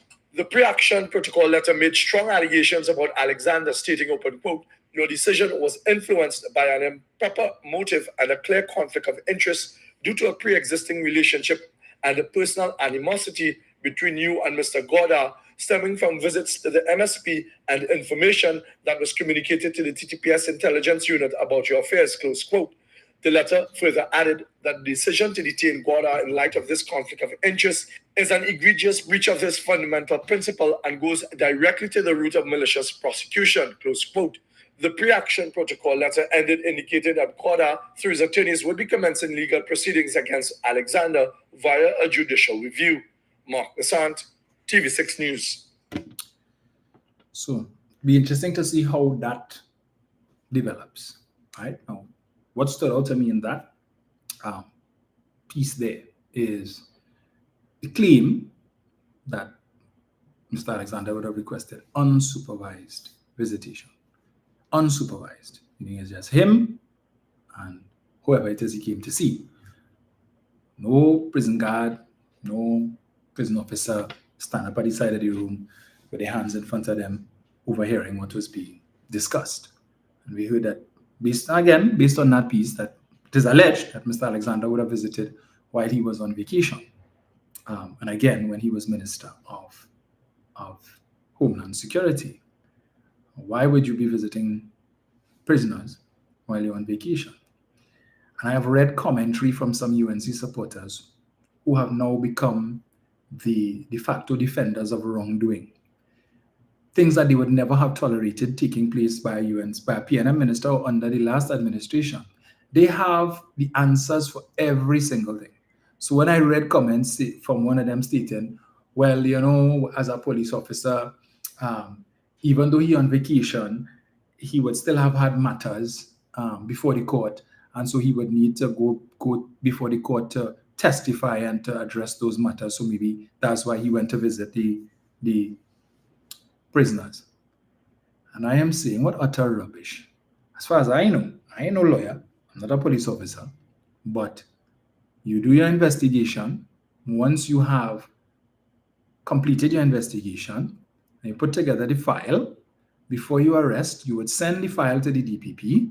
The DPP would then review the information in the file, and if he or his department is of the unflinching view that there is sufficient evidence in here to make out a prima facie case, and they believe that this is a winnable case, then they will instruct the police to lay charges. And once the charges are laid, all right, then it is out of the police hands. It is then for the DPP now and the judiciary to set a court date, and for the DPP's office to now come and present the case, the defense attorneys, right? So this thing about he was on vacation, but he still have matters before the court. Why? I mean, any police officers on here, is that how it works? You on vacation, eh? You on vacation, but you take it upon yourself to go and visit, to go to the prison, to visit, and you're asking for an unsupervised meeting, and you're doing your job. Why you need it to be unsupervised? So what if the prison officer who's there over here, I mean, if you're doing your job, you just come to ask questions and you need certain answers. But I don't understand how that would work, because once the investigation is over, why is the police officer still going? The investigation closed, so any additional information that you may get, what are you going to do with it? You're going to write up an additional report? You're going to create a separate file to send to the DPP to ask him to proffer charges after charges have already been proffered? It don't make sense, but that is UNC logic. That's the only thing they could come up with. As I said, they are prepared to defend everything and anything. I was looking last night at CNC3, what people say. So they went to Tunapuna, constituency of the Honorable Minister, to ask some of the people how they feel about that, what you just heard there. Me feel no way, the man doing a real good job, and I'm missing nothing wrong with that, and if he go and anything or whatever it is. Now when CNC3 and The Guardian reported this story, and you read the comments on that on Facebook, right? Again, here the UNC supporters, PNM media, Sabga media. They ain't like the government. That's why they reporting all these things. Why they go and report on this, that, the other, and the next? The same CNC3, the same Trinidad Guardian has a running story on Foster Cummings. The same UNC supporters, sycophants. Yeah, that is good journalism. Yeah, man. Continue the good work. Continue to do the research and to do the investigation. Or the corrupt and the this and that. Same media house, you know, when they report on government ministers, it's PNM media. They corrupt. They're against the government. But when they report on PNM people, PNM members of parliament, good job. Excellent journalism. Yes, we love this media house. Well, they're doing a great work. And they care for country. Whether it be PNM, UNC, or whoever, should be the same yardstick. You should be happy. But you're vexed. When they carry the story on Wayne Sturge, and they claim that $20 million was invested into his election campaign, right? And that somehow, that money that went into his election campaign, allegedly by certain members of certain criminal element, that is why his life is not, and that of his family members is now under threat. Same thing, UNC supporters, PNM media, Sabga media, with this, and all kind of things. Malign the media house, because they're talking about that. When I talk about PNM, that we want to hear. We're happy about that, right?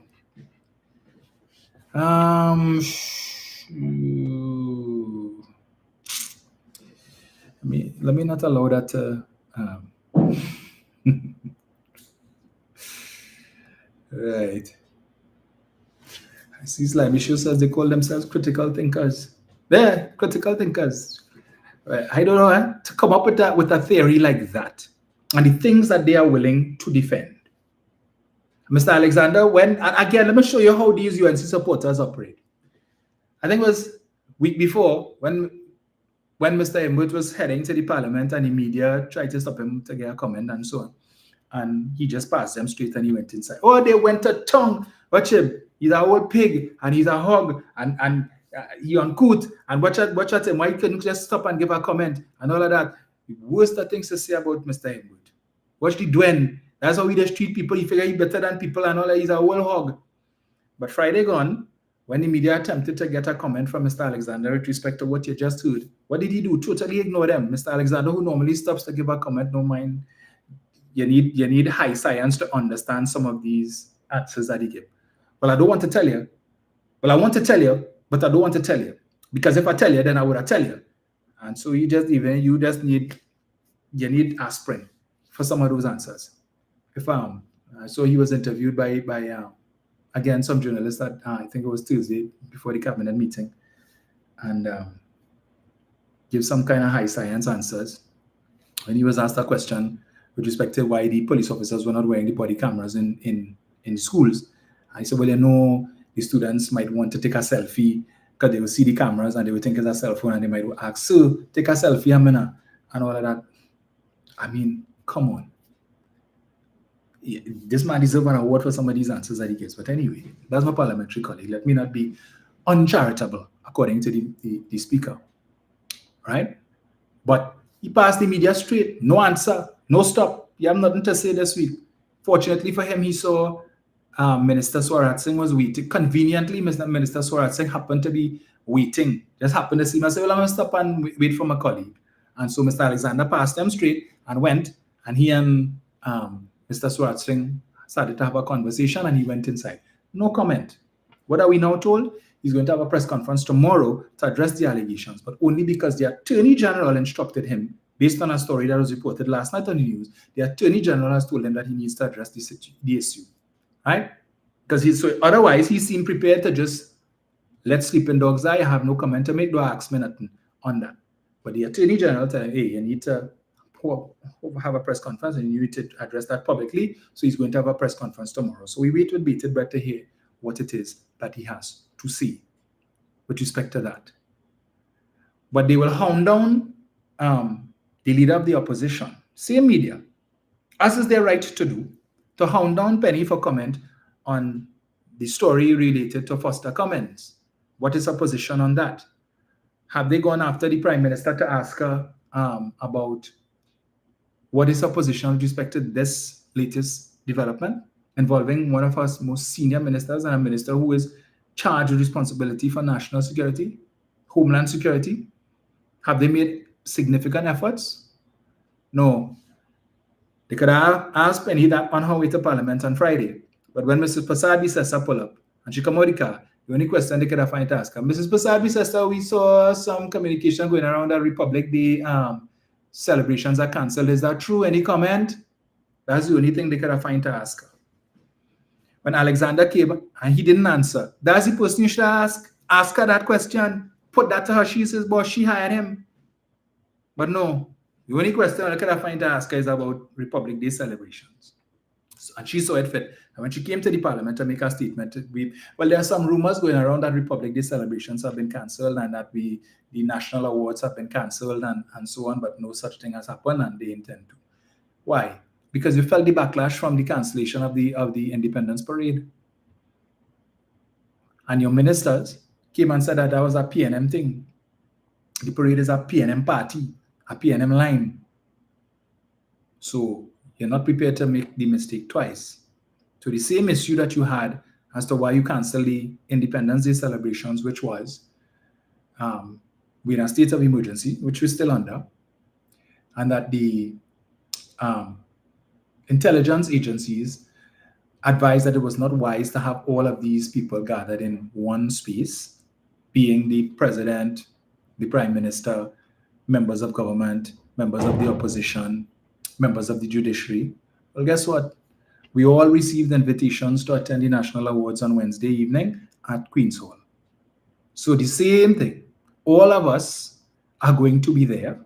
Well, those who intend to attend. And the difference between the Independence Parade and that event is that whereas at the Independence Parade, you would have had a significant contingent of members of the armed forces and the security services who would have been there, whether they're on parade or not. The fact of the matter is that they are prepared to do what they needed to do in the event of an event, right, taking place. So you're not going to have as much police at Queen's Hall on Wednesday. You're not going to have as many members of the defense force and so on there. But that event is safer. Oh, we don't have to worry, because remember the so-called rocket launcher that they said was supposed to be used to blow up half of the Attorney General's tower still has not been recovered. There's been no report that they recovered such. That was supposed to be used. The Attorney General told us that. That's what the intelligence say. That if they didn't treat with the matter, half of his building would have been gone. Then look up our soul. It's now 2 months since the state of emergency has been enforced. Not one person has been charged, despite the intelligence telling them that this was going to happen and that was going to happen and whose life was in danger. All the people that they moved from the maximum security prison to Tetron and to Stobbles Bay, that they told us that these people were, the intelligence said that they were involved and they were masterminds. 2 months later, nobody has been charged.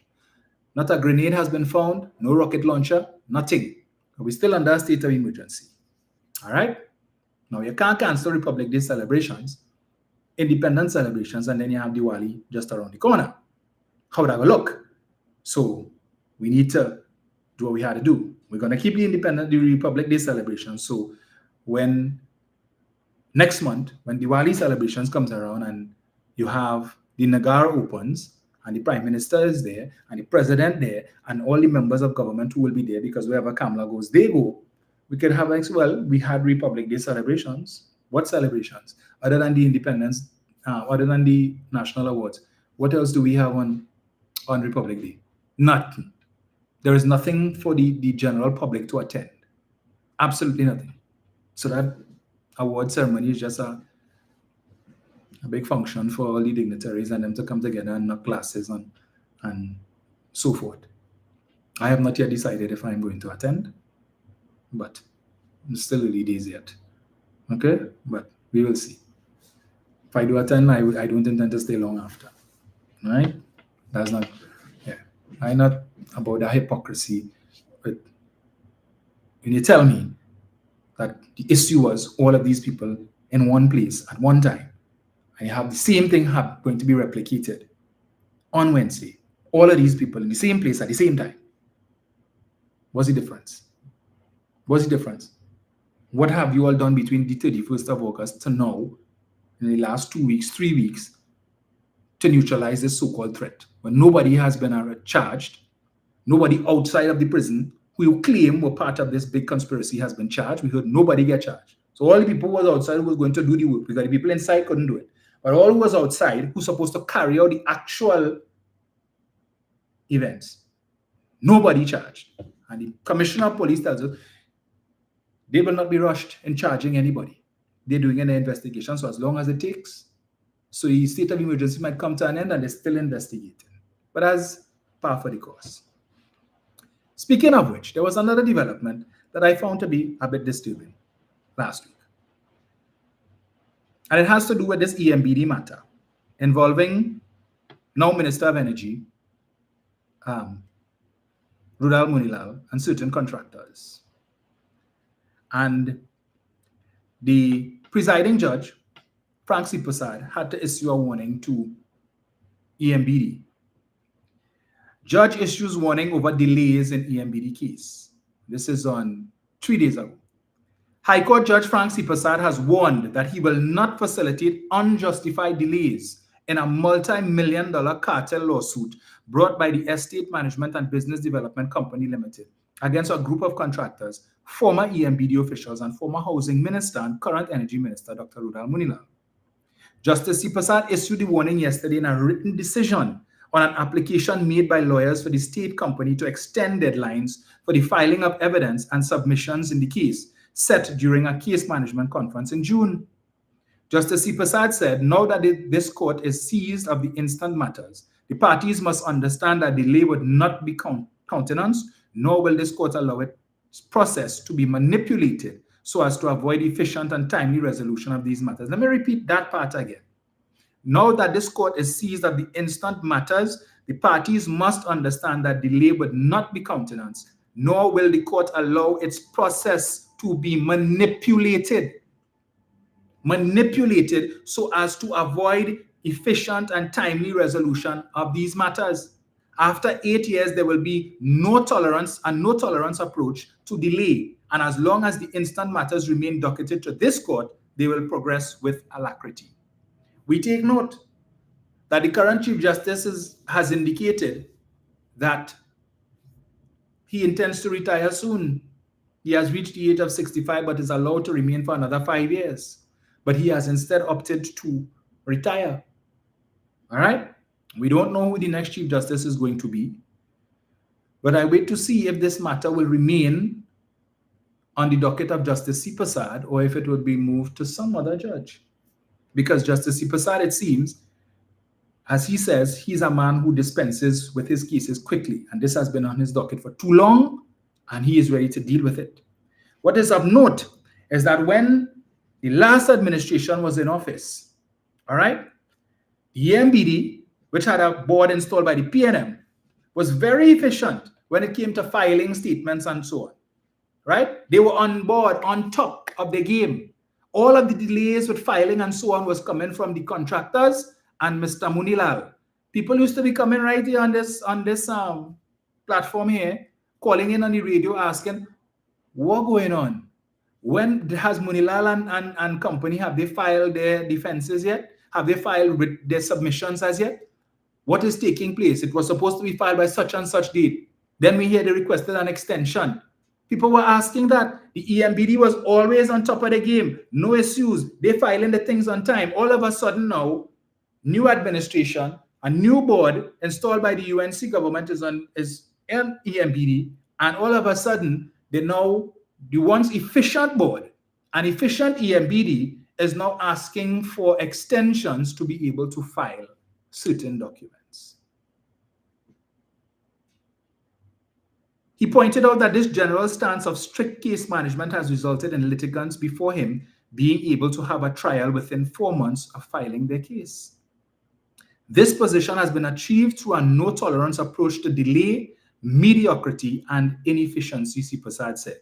He ruled that the EMBD had not justified the need for the extensions, which was supported by one of the contractors. The instant application must be considered in the context of the 8-year delay and the public interest in having the matters determined efficiently and effectively, Justice C. Prasad said. And while C. Prasad noted that the case raises novel and critical issues over breaches of contracts and the alleged manipulation of the process for personal gain, he said the issues are not overly complicated to warrant further delay. He goes on to say, the evidence which underlies the claims must have been unearthed and evaluated prior to the institution of the claims in 2017 and 2019, respectively, and the decision to commence litigation ought to have been documented by EMBD's board at the material times. He also noted that the deadlines were set during the previous hearing, as EMBD's lawyers requested time to consult the company's then yet to be appointed board on the case. Remember, that was a hold-up. Because they were demanding, resign, resign, everybody, all them boards and PNM boards, all they must resign with immediate effect. But they weren't as quick to appoint new boards. And in the absence of a board, the attorneys representing the company could do nothing. Their hands were tied because they had to wait instructions from the new board. The court is cognizant that stemming from the April 2025 general elections and the consequential chance in the Republic's political in the Republic's political directorate, that a newly appointed EMBD board is now in place. He suggested that the board should not require significant time to consider the case, as the company's legal team remained the same throughout the litigation. The matters before the court raise important issues as to accountability, transparency, and the protection of the public purse, and they have generated significant political and public interest. Surely, the new MBD board is cognizant of these realities, and it is expected that it would act in a responsible and measured manner as it carefully considers the approach to be adopted.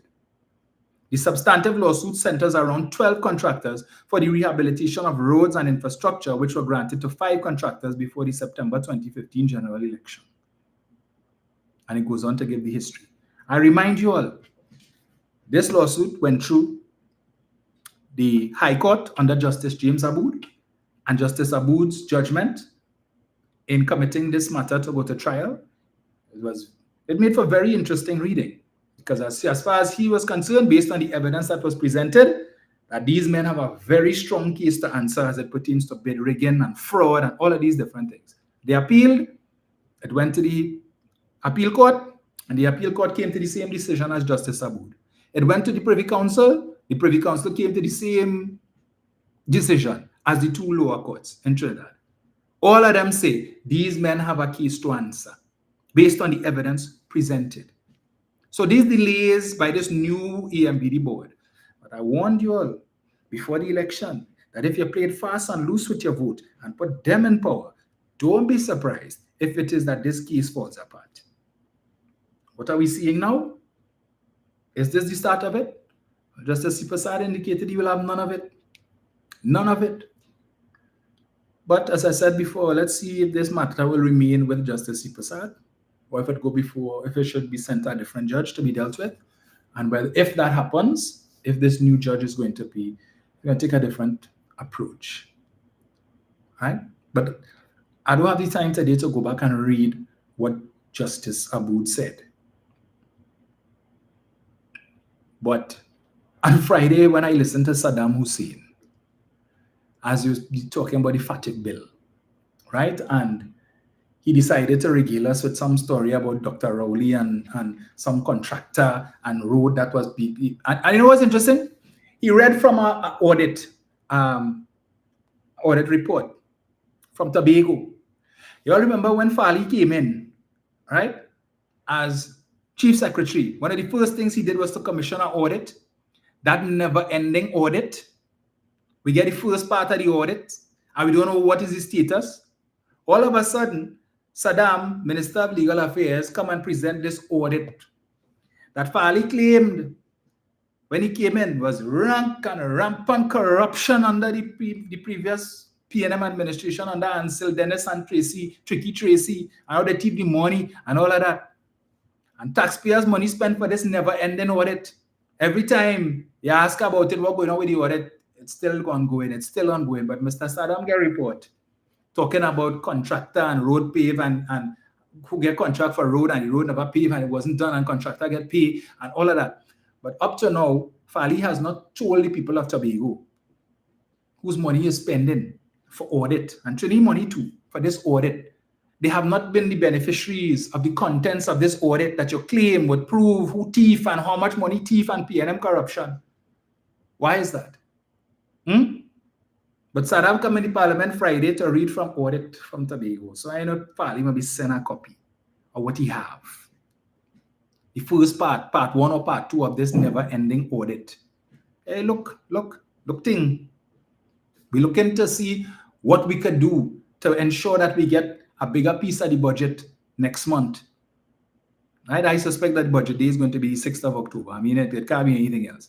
All this sort of secrecy about early October and keeping the date. Just come on, the budget has to be debated and passed by the 31st of October. We know. And if you say early October, the only date it could be the 6th. Unless, of course, this normally on a Monday. Unless they decide to move it to a different day, which don't make sense because it's on a Monday and the opposition leader has 72 hours in which to respond to the budget. All right? So most likely it's going to be the 6th of October. So let's start to talk and miss us with that rubbish. So I don't know if Fali trying to see if he could curry favor to get a bigger piece of the pie. But I note the words of the Minister of Finance last week that not everybody is going to be happy with the budget. Right? And he has asked the citizenry to temper your expectations or taper your expectations, whichever one it was, I can't remember which one. Yeah? Hold it down. You see all who open for 10% and 12%, negotiations have not even started yet. And I told you all that. How can you allocate if you don't negotiate? The negotiation will determine what the final figure will be. And then you could do your calculations to work out how much money that is so that you could allocate it in the budget. If you don't negotiate, you cannot allocate. So always talking about we open any budget, we go here 10%. No, negotiations have to start. And it's not, the devil is in the details. He said, well, he expects that negotiations will start in this new fiscal year 2026. How long it will take? Because we know which negotiations could take years.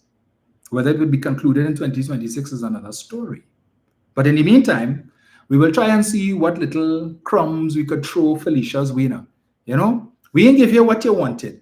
We didn't give you already 10%, which is what secured the votes. But we'll give you a little, small win. So we gave you the TTRA, right? We repealed the TTRA bill, the TTRA act. So that dead. So no TTRA coming. Yeah, we know they wanted that. And it's been a while since we fed you a little bone. So hold that. NIB. We'll give the NIB, we'll settle with the NIB workers and instruct that the workers there get paid. Right? So here's something to talk about because realize you haven't been in the media in a while and you need something to yap about. Okay, so look, hold that. We'll try and see what else we could give you to hold in the meantime. Every now and again, when they start to agitate, hold that. I noted now that Cement and Waterfront Trade Union and Big Woo, and they have started speaking out against the firing of the URP workers and so on. Finally, a union has spoken about. But people like Roger and them who probably still hoping against hope that in November when Ramnarayan comes with his report with respect to the refinery that they might get a blight. That patriotic might get a blight because we know they're in the hole. They're owing money, millions of dollars, right? And they need that to come out of that hole. So in the meantime, they say nothing, they quiet, they hush. People are losing their work. When the refinery was shut down, we heard every day, hearing from the union leaders, we're hearing from the UNC supporters, how many people lost their jobs, 5,000, 10,000, and then when we include defense line communities, all these people who used to be selling the little food and all the little companies who used to benefit from getting, supplying things to the refinery and all like that, they lose business and they had to shut down and send home their workers, and it's 100,000 people lost their work and 150,000. We were kept hearing about that. These people mounted the platform and kept telling us thousands of people have lost their jobs. Every time Kamala took to the podium, thousands of people lose their jobs. 100,000 people lost their job. 75, 80, 150,000, 200,000 people lose their jobs. You're hearing all about that. Now, in the space of 4 months, over 40,000 people have lost their jobs. Where are all the bleeding hearts? Where are all the UNC supporters who were so concerned about all these people and all the families that were affected by the closure of the refinery? Where are you all now? Where you all are on the sidelines making excuses. Well, they needed to do that. They needed to shut down the program because it had a set of ghosts. And they just shut down the program because it was corruption. Yes. But you see, you all could talk that foolishness because you don't have to deal with the hardships that these people are going through in a genuine way. A genuine way. The one they call Wall Street. Anselm Nabon, Mr. Professor Wall Street. Every day he used to be calling 91.9 to feed Google a set of bogus statistics about under Keith Rowley, 27% of the population, the Black African population, living below the poverty line. And when they shut down the refinery, and how much African people were put below the poverty line and how they're suffering. Well, I want to ask Mr. Wall Street, who all of a sudden now, he is Kamala's biggest defender. Right? Biggest defender every day, he attacking the PNM and attacking the leadership of the PNM and the former PNM administration. Right? He's best supporter, praising Kamala every opportunity that he could get. Now that 40,000 plus Mr. Wall Street persons, 40,000 plus persons, the most economically vulnerable in this country. Right? That's the persons who are fired. When you talk about, when we add the families, the children, and who depend on these people, the number goes up. How many of them now below the poverty line? Because at least when you were calling the radio station before the election and quoting your bogus statistics, these people were employed. It wasn't the best job. The salary wasn't all that great, but they were able to make ends meet. Some of them, a lot of them. Right? Today, they don't have the salary. Some households, his mother and father, one working CPEP, one working URP, both of them working CPEP. The salary bounce and they're able to pay bills and have at least a somewhat comfortable living. Take care of the kids and so on. Can't engage in the extravagancies that these ministers of government who have no work to do, but just sitting and collecting over $70,000 plus pay every month doing. Right? They didn't have that luxury and will never have that luxury. But you were quoting bogus statistics then about how many of them were below the poverty line. So now that they lost their job that they had under the last wicked, evil PNM, where are they? Are they now above the poverty line, sir? Some of them are because some of them pass away and they are ghosts. Right? So they would be above the poverty line. What about the rest of them?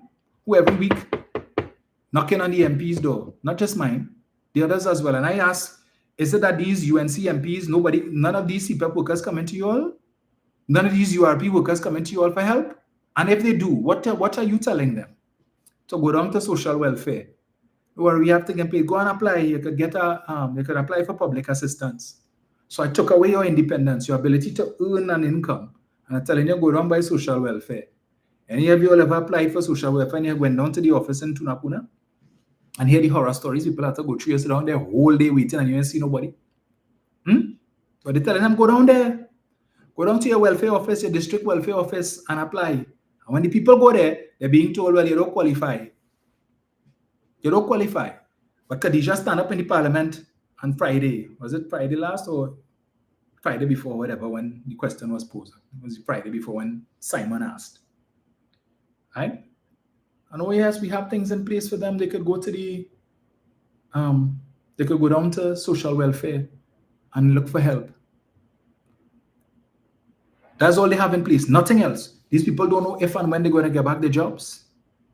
What is the status of these programs? And all they're talking about, well, we go see in the budget. We'll wait for the budget. Since July, these people out of work. But since June, they got paid, I think, for the July. August, no pay. September, no pay. The budget has to be read and passed by the end of October, so no pay in October either. What they did for those 3 months? Anybody ask? The Boston, how many schools they repaired over the July-August vacation? Anybody ask them how many students missed school in the first week? Because they didn't have books, they didn't have uniform, they don't have school bag, and they don't have food. Some of them will make do and come with what they had from last term. All right? Because at least when school open, they show up 2 meals. I think they get breakfast and lunch. They're not sure. So some of them might have to eat when they eat breakfast, right? And they get lunch, eat half of the lunch at lunchtime, and then put the rest in your book bag and to go home with it so you could have the rest for dinner. Because you're not sure if daddy was able to get a day's work to be able to get paid so that he could buy a little something so that mommy could prepare a meal or he could prepare a meal for you. You're not sure. So every day, you have to make sure you eat half your lunch or half your breakfast, right? And save the rest to take home, because you probably have a sibling at home who probably wouldn't eat. And I am telling you, this is what people come to my office and tell me. This is what people meet me on the road, in the grocery, wherever they see me, and tell me when they have the opportunity. Mr. MP, I could talk to you for a minute? Sure, no problem. I was a former CPF worker, former URP worker. Things hard, I'm looking for work. I don't know if you can help me out or anything, but things tough, right? Right now, I don't know where the next meal coming from. You can help me out? I have a little child home. I went to Food Basket the other day. I just stopped to get something, and a gentleman came up to me. I don't know if he knows I was the MP or not, and he asked me if I could pay for some Pampers for his child. Right? I said, sure, no problem. I said, that's all you need? He said, well, I wanted to pick up one or two things, but I didn't want to overdo it. And I said, no, that's not a problem. You go ahead. Right? So he picked up a couple of food items, grocery items, and we went to the counter. What I went for, they didn't have. And we went to the counter, and I paid for it. And he was so grateful. Right? I just, fortunately for him, that I just happened to stop there because I was on my way home. This is like about 7:30 in the night. But if I didn't, you would probably walk around the grocery hoping you see somebody who look like they, even halfway compassionate to probably ask them. I ain't gonna tell you how much it costs, but it don't matter. At the end of the day, I was at least able to help one family on that night. But there are plenty of others like him who are there. Why? Because as Saddam said on Friday, this is a caring government. And you know how they show they care? They decided to reduce the fines for companies and entities that have not been filing their annual returns from $300, the penalty of $300 a month for each month that you are in breach. They reduced it to $100 a month. Mr. Speaker, we did that because we are a caring government. We care. And so all these businesses that making a ton of money, but for whatever reason, can't find 10 minutes to go up on their laptop or pull out their phone and go on the cross system and file your annual returns and pay $40. And you're months in arrears, years in arrears. And they went further to say, we reduced the fee, the monthly penalty from $300 to $100, and we capped the max at $20,000. So even if you haven't paid for a number of years, and your bill right now is $40,000 or $60,000 because you continue to be a delinquent, guess what? The government is capping it at 20, so you only had to pay 20,000, and we will come and we will bring an amnesty to remove that too. So we give you the opportunity, if it is your name was removed, your business name was removed off of the registry, we're giving you an opportunity to come back at minimal cost. So we have the amnesty. You don't have to pay anything. When you're owing thousands of dollars, just come. File for all the years that you're outstanding. You pay $40 for each year, and that is all, and you're in good standing with the government and your business back on the registry, and we're good to go. Because this is a caring government. Help those who have. Make the rich richer. Right? When they should be paying tens of thousands of dollars in penalties, all the money they're making in profit. The government decides we're going to come in and put things in place to help them. To help them. What they owe in the government, some of them, is the salary, the annual salary of a CPF worker for about 3-4 years. But when Dr. Rowley said nothing wrong with the rich getting richer, but the poor must come out of poverty, they rake him over the coals about, Rowley said the rich must get richer. But your government now has come in place and putting things in place to help the rich, to facilitate the rich who decide that they are going to be willfully delinquent, or if it is that they have things to hide and they don't want to declare beneficiary ownership because they don't want everybody to know they own this piece of land and who own this house and who own what and who is the owner, real owner of these businesses. So they just dismiss it. And along comes this caring, benevolent, loving government, unlike the wicked and evil PNM, who struck off over 40-something thousand businesses off the register because after giving them a whole year of amnesty and begging and pleading with them and using moral suasion to convince them to come and do what you need to do to regularize your status, after a whole year, decided to remove these names because we gave you enough opportunity to do it. and you continue to break the law, they come and say that that is wicked and evil and draconian. And they come to show they care by helping these people who making ton of money. But the people who was making the little pittance, $980 something a fortnight. $980 something a fortnight, right? I probably spend more than that in a fortnight in gas for my car. And this is the salary that these people taking home to buy food, to pay bills, to take care of their families. 9 something, you begrudge them that by taking away the job and talking about P&M corruption. 3 months now, no regard, no care for how these people eating, how they paying the bills, how they maintaining a roof over their head. You couldn't care less. But you bring legislation to help people who in one day, probably in 1 hour, some of them, the money, the profit that they're making in 1 hour is equivalent to the CPF worker's salary for the whole month. And they're making it in 1 hour, in 1 day, making more than double. You bring legislation to help them, to benefit them, to encourage lawlessness. So if they're not filing a $300 a month penalty for each month that you remain in arrears, that wasn't punitive enough to convince you to file your returns. You think they're going to do it when you reduce it to $100 a month? Or you cap it at $20,000? You think they're going to do that? At 300 is not motivation enough, but 100 a month will, right? And Saddam, that making sense because you're a caring government according to you. That's what a caring government does. Caring government takes away the livelihood of people who suffer, who struggling. But I love to say, P&M don't care, and we don't care, and we pretending that we care about the CPF workers, and we pretending. No, we're not pretending, because when they come to us every week they come in.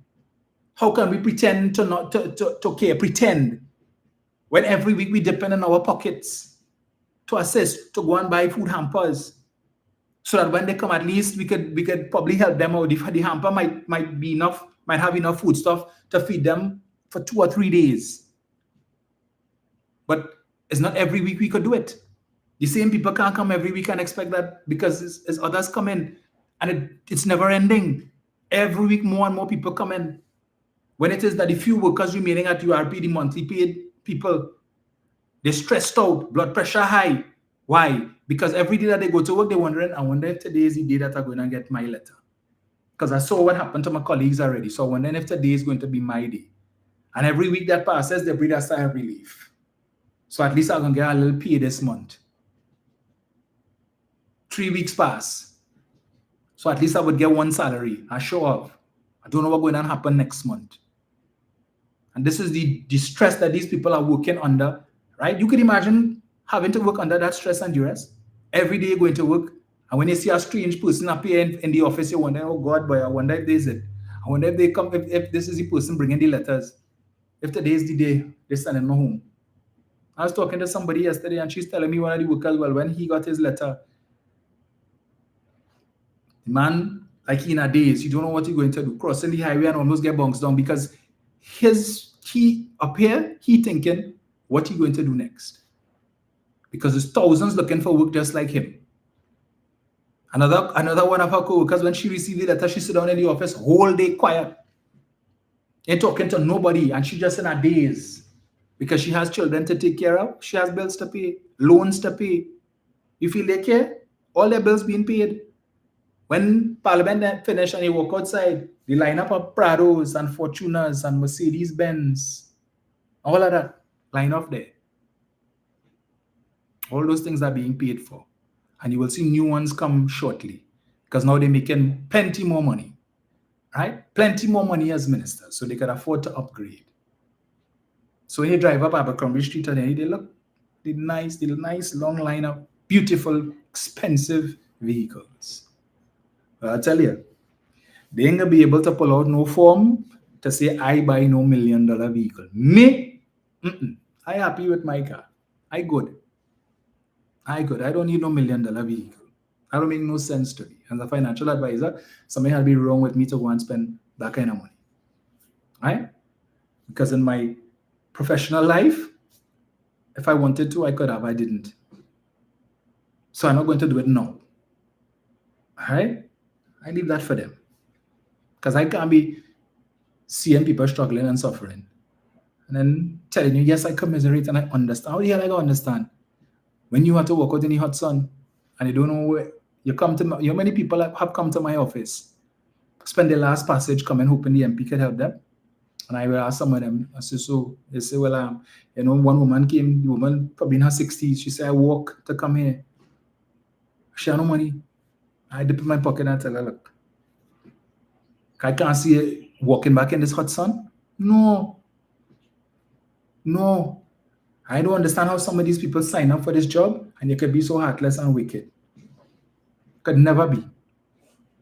That you sit as part of the government that did this. And when these people come to you every week for help, tell them, well, you're working at them, don't worry, something will happen. And they leave your office empty-handed, not even a hamper, not even a $40 or $100 they could do something, buy a meal, buy something to cook for today and tomorrow. Nothing. And you caring, you're a caring government. And you have people supporting that. Coming on social media and defending that rubbish. Madness. But yellow is the code when UNC wins. When UNC wins. And people still chanting that nonsense. I saw NCW, right? Those of you who are familiar with him, I call him the parasitic comedian because he uses other people's content to create, to splice together and to create his content. And what he would do interspersed with some commentary from himself to add that comedic effect to it. So a bacchanal take place on Facebook. Somebody recorded. Some man and woman had some bacchanal, some cuss out or whatever. And then he will come and he will, put little things together. Ian Allen the other day went and interviewed a Obia woman. And so he put together little pieces of the interview and put with little commentary and so on to add the comedic effect, and you get views. Now, I used to not follow him, but from time to time, his content before the election, long before he became political, his content would come up on the page, and I would see it, and I look at it, and I find it funny. He never used to talk about politics, and then all of a sudden, in the lead up to the election, it changed. And he started talking politics and the PNM this and the PNM that. And yellow is the code, and he's supporting yellow, which is his right to do. Right? And then we heard about activists, social media personalities, influencers being offered $40,000 to malign the PNM. We heard about that. And then we see all of a sudden a flurry of these social media personalities, some of whom used to bad talk the government before, supposedly defending the poor, start to talk about the yellow is the code. And it lent credibility to this claim that they were being paid to do this and to influence the tens of thousands of people who follow them. He was one of them. But now I not begrudging the man, because, okay, they put their board position, they put him on the board of Queen's Hall, right? That's been publicized. He's now on the board of Queen's Hall. What is his qualification? I don't know. But he get through. We heard the Queen of EDR got a job in Wassa. We heard this one, Matara French. Goodness! She got a job at Wassa as well. And then there's another one by the name of Ringleader, who also got a job. Turn a blind eye to PNM corruption and no-show jobs. Bachelor, I'm making a point, right? And I realize that you probably don't want to hear the facts, so you keep trying to distract. I'm coming back to the point I'm making, but let me just address this, right?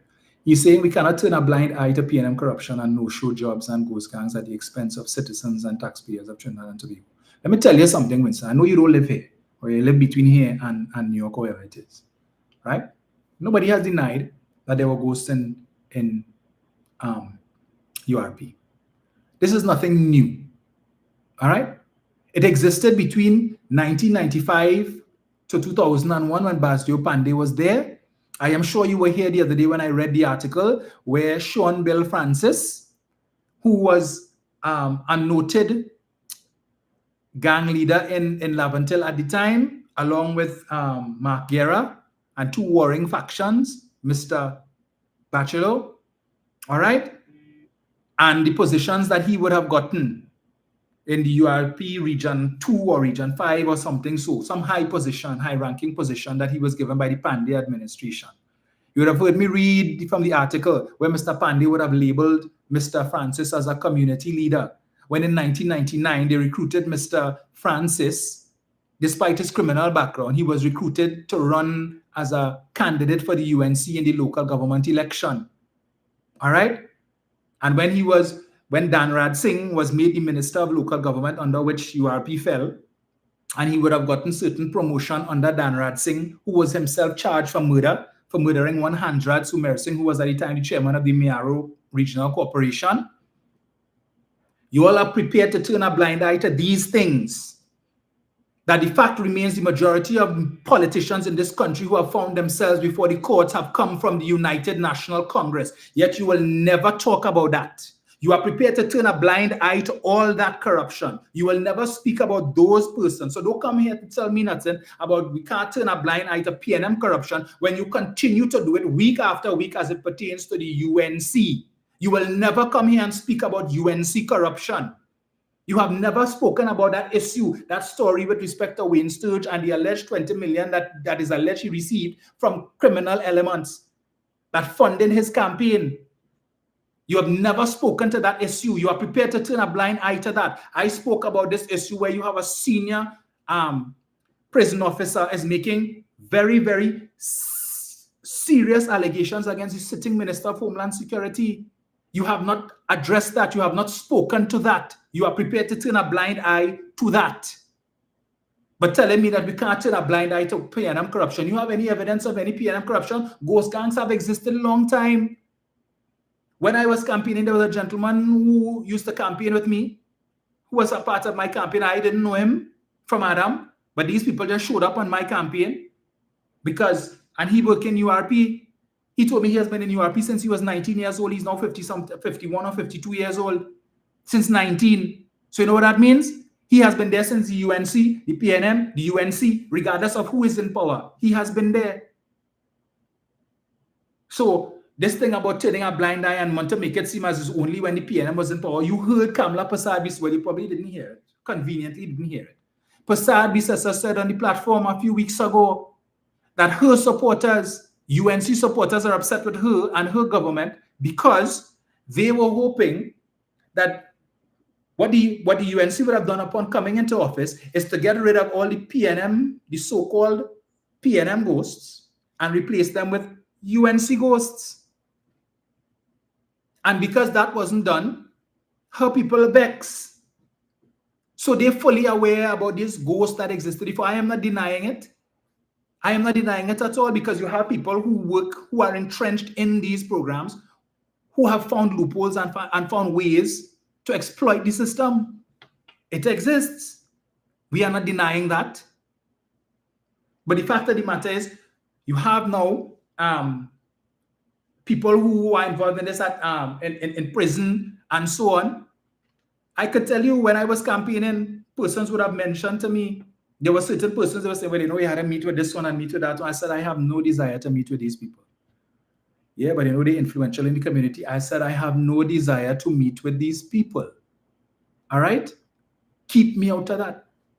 And then they'll say, yeah, but you know, because this one, he controlling that, and who controlling what? And I don't want to know. Right? I am not meeting with these people. There are sufficient enough people, good people in my constituency who could bring me over the line to win the election. I don't need to go and meet with any suspicious elements who involve in URP or whatever it is for me to be able to get their votes or for them to bring support for me. I don't need that. Right? But I am aware that other candidates met with some of these people, right, looking for support and got the support. Because when I went to certain areas to campaign, and I was told, well, you need to at least walk through these areas and where some of these elements reside, all right? And you pass by them here, yellow is the code. Yellow is the code. Why do you think yellow is the code? Because while I refuse to meet with other people in other constituencies, other candidates had no issues in meeting with these people. None whatsoever. in order to be able to get support. And that is why I didn't get their support. All right? So I just letting you know. And they are well aware of what some of these people were involved in. So when you come here to tell me about turning a blind eye to PNM corruption, let me just tell you, I said you don't live here. So you see, right? But what you're talking about didn't start in 2015. It didn't start in 2010. This has been long-standing, and as with all things well-intentioned, abuse is inevitable. And you will always have abuse. And you feel if the UNC come now with some new program, you wouldn't have abuse? When they came in 2010, CPEP wasn't as big as it was when they left. When they came in 2010, CPEP was just about 5,000 workers. They increased the number of contractors. They increased the number of workers. And in 2015, after the UNC lost, in 2016, when it is that the PNM, they thought that the PNM was going to revamp the program. I read that article for you. Munilal come and give you a whole exegesis on why it is the government should not fire these contractors. Which contractors? The ones that they hired. The ones that they hired. They increased the complement of CPEP contractors between 2010 to 2015, which the PNM kept. When the PNM came in, they were facing a lawsuit from 527 URP workers who the UNC fired in 2010 because they said they were PNM hires. And the government ended up paying out $22 million to these 527 workers for wrongful dismissal. So when I hear Khadija and them talking nonsense about when the PNM came in 2015, they fired all these URP workers and so, where is the evidence of that? So they came in, you facing a lawsuit where your predecessors fired 527 URP workers, and you have to contend with this lawsuit, and you will come now and do the same thing to fire more URP workers to have to face 2 lawsuits? Well, you had to be damn dotish to do something like that. So when you come to tell me about we cannot turn a blind eye, what is your view on the story, the article with respect to the claims being made against Minister Roger Alexander? What is your view on that? What is your view on the article, the claim that criminal elements funded the campaign of the Minister of Defense, which is why his life and that of his family members are now alleged to be in jeopardy? What is your view on that? You have never spoken to that, so it tells me you are prepared to turn a blind eye to that. What is your view on the story that I just read about the EMBD, where Justice C. Prasad is saying that attempts are being made to manipulate the court process to protect these people who are accused of committing fraud, bid rigging, among other crimes, conspiracy, and so on between 2010 to 2015 under the UNC, one of these persons being an existing current minister. No comments on that, but you're prepared to turn a blind eye. You didn't hear me. You didn't hear that part. You only heard me talk about CPEP and URP because you are one of the defenders of wrongdoing. There could be no justification for sending these people home. If you claim the contractors were involved in a racket, get rid of them. Find a way, because it's the CPEP company used to pay the workers. You could come up with something novel. Even if it is that you absorb them under the corporation or something to get them to continue to do the work so that they are supervised while you remove the contractor. But missed me with this BS, this nonsense about you had to fire these people because to deal with PNM corruption. Nonsense. Nonsense. But you see, you don't have to deal with this every week, and that's your problem. You don't see the struggle and the suffering that people are going through. When last week I just happened to pop into my office on a Monday, I don't normally go on a Monday because I had some documents to sign. And a lady happened to come by to get a hamper. And well, I guess she asked if I was there because she saw my car parked in front, and they told her yes, and I came out to talk to her. And she's telling me she's a former CPEP worker, a former URP worker. She lost her job. She has 3 daughters, and she still has school supplies to get for all 3 of them. How many textbooks for this one? How many textbooks for that one? And she hasn't got. I said, did you come to our book drive? She said, no, she didn't. I said, well, we still have a lot of books inside, so come with the book list. You could go through, see if you get anything there, and we'll see how we can help you. My communications officer who was there with me told her, well, listen, when you bring the book list, we will reach out to this bookstore, that bookstore, and see if it is we could get them to donate the books. Right? And then she started to tell me about the other things, bills that are piling up. And if we could assist her with some sort of employment or so on, I said, well, okay, take her information and we will see what we could do. She's a casualty, right? You want her to go home and talk to her daughter and say, well, listen, mommy can't give Ole anything to eat today because it had PNM corruption in the URP, so they had to fire everybody. As Tobago people say, full belly man, tell hungry belly man, hold strain, have faith, because your belly full, and you could talk that rubbish about turning blind eye to PNM corruption and use that as an excuse to defend the indefensible. You could talk that talk because your belly full, your bank account probably fat, your bills are paid, and you don't have anybody breathing down your neck. These people have it. They're feeling it every day. All right? So miss me with that nonsense. Shut, man. Make me miss the point I was making and all that. I was talking about these activists. Yes. So I see Mr. NCW is on a board on the board of Queen's Hall. I have no issue with that. Right? If they want to be rewarded and so on. Great. You want to see rewards. But they denied when it was said that they were paying these social media influencers to do what they were doing. They denied it. They don't know 40, nobody they pay no 40,000. Where did all this money come from? From a party that couldn't afford to pay rent for its headquarters. From a party that moved house 3 times in the space of 10 years. After they were kicked out of RNC complex and they went by one place and one place and one place. A party that was taking money from its councillors, money from its MPs to be able to pay its rent and to foot other expenses, all of a sudden was able to find tens of millions of dollars to run their election campaign.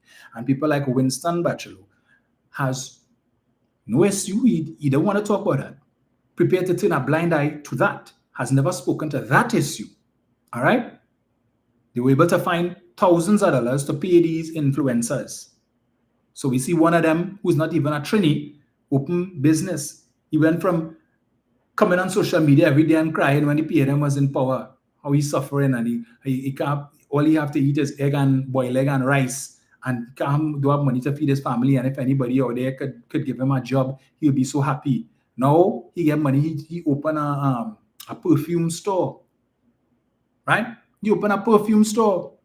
From eating boiled egg and rice and not having no money and begging for a job, he all of a sudden came into money to be able to open a perfume store and selling expensive perfumes coming from Dubai and so on. And you prepare to turn a blind eye to that. You asking any questions on that, Winston? You're concerned about that?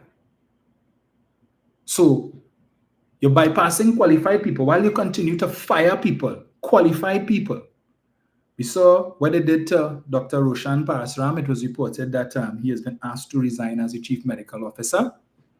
All right? After he was sent on leave not so long ago, and I think he's supposed to come back out.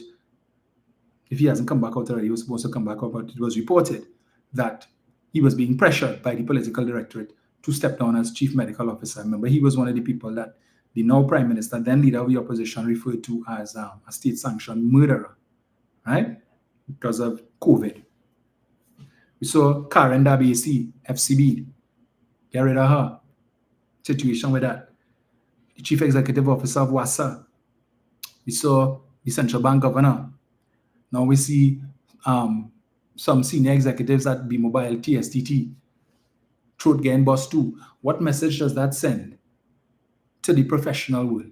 And this is why it will always be difficult for the government to be able to get qualified people to leave their private sector jobs to come and offer their service in the public sector to improve the quality of the product that we get from the public sector. Because when a man has tenure in the private sector and he could stay there until he retire and his retirement looking good, you feel he going and cut that short to come and serve his country for 2 years or 3 years, only to have a change of government, and then when this new government come in, they bust your throat for no apparent reason, and the supporters talking about, well, there was a PNM appointee. What utter rubbish. These positions were advertised. These people would have sent in their applications. They would have gone through a rigorous recruitment process, and they would have been selected.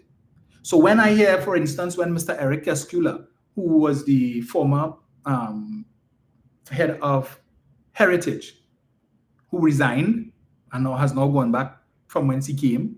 We know from up front the UNC had a problem with him because they're a white man. And the supporters and Roberts did a whole doubles and coffee and that talking about, the PNM supposed to be a black party, but what, they hire a white man to come and to run heritage. But there's, you see this, look at black man here, look at PNM black man. And the PNM is a black man party, but all they're doing, they're giving all the high positions to the East Indians and the white people, and that's nonsense. But all they like to accuse the PNM of pushing the race card. He resigned, and he went back from whence he came. But you feel he's going to give any glowing reviews to anybody who contemplating, who living wherever it is he has gone to, who may be contemplating to come to Trinidad, or who wants to apply for a senior position that is being advertised? So, boy, don't go to that country now, you're mad. We want to do that for. If you want to mash up your career, your professional career, you go there. You go there. And that is the message that you're sending. So when they could only scrape the bottom of the barrel or dredge the murky lagoon to get the worst of the worst to come and put them in these positions, populating boards with a set of counselors who don't have a clue as to how to run these companies. Don't have a clue. I listened to one just last night talking, and I'm like, really? And she's the vice chairman or the deputy chairman of our board, and this is how this woman talking? What is her qualification? How you could just pluck these people just to give them position and put them on a board? You know the depth of work that goes into running a state enterprise? It might seem glamorous, well, you just sit down on the board, but they tell you it's the executive management that does the work. I sat on the board of the National Trust for 5 years, 5.5 years. And let me tell you, that work wasn't easy. It was not easy. The decisions that you have to take, the decisions that have to be made. So when all I feel sitting on a board is just this glamorous thing and you don't really have to do much. Really? My chairman used to work us. Oh yeah. I was the treasurer. All right? Let me tell you, it wasn't easy. So don't feel for 1 minute when you could put anybody to sit on a board. No. You need to come with some level of competency. It's not for you to just be a seat warmer that when everybody else come and you figure, well, okay, well, you can hide and the other people will sit down and they will do the running and you will just be there to vote yes or vote no. No, it don't work so. It doesn't work. You have to do your work. So when I see them pulling these nondescript people and just throwing them on boards who have no experience, probably don't have the qualifications. This is not dolly house we play, you know. This is serious business. We're talking about state entities that are given millions of dollars every year in state subvention, and some of them that are earning hundreds of millions and billions of dollars. So you need to be very careful with who you put on these boards, not just to reward people because they talk for you and they help to get you into office. That is madness. Madness. So as I said, I have no issue with the individual being placed on a board. Good for him. Maybe he might be able to make some sort of contribution. But you have some of the activists now who bad talk the PNM, the influencers who bad talk the PNM, and they may get nothing. 4 months on, almost 5 months, they realize other people get and they may get. So now they're doing videos and they have a story to tell. And they want to tell the story. And who come in and say, congratulations to this one and that one. But when I will get you, I just begging Miss Kamala, see me now, see me. When somebody can see me. Another one living in her car for months now, complaining back pain, sleeping in her car, living in her car. Children had to be staying with relatives because she has nowhere to live and begging for help. So even their own influencers who came on social media, they get a little pittance, a little kakada, right, to sell out the country. They use the influence. How it helping you now? All of a sudden, every day you're seeing TikTok, Facebook, Instagram, bad talking the PNM and when they lead up to the election done, the UNC win, all of a sudden they're going back in their hole. No talk about politics anymore. No talk about politics. These who were the defenders of the poor people and the struggling people, and Rowley and them only care about the 1%, but the people feeling it out here and it's suffering, and the people in Beetham and Lavantil and wherever, and they're struggling.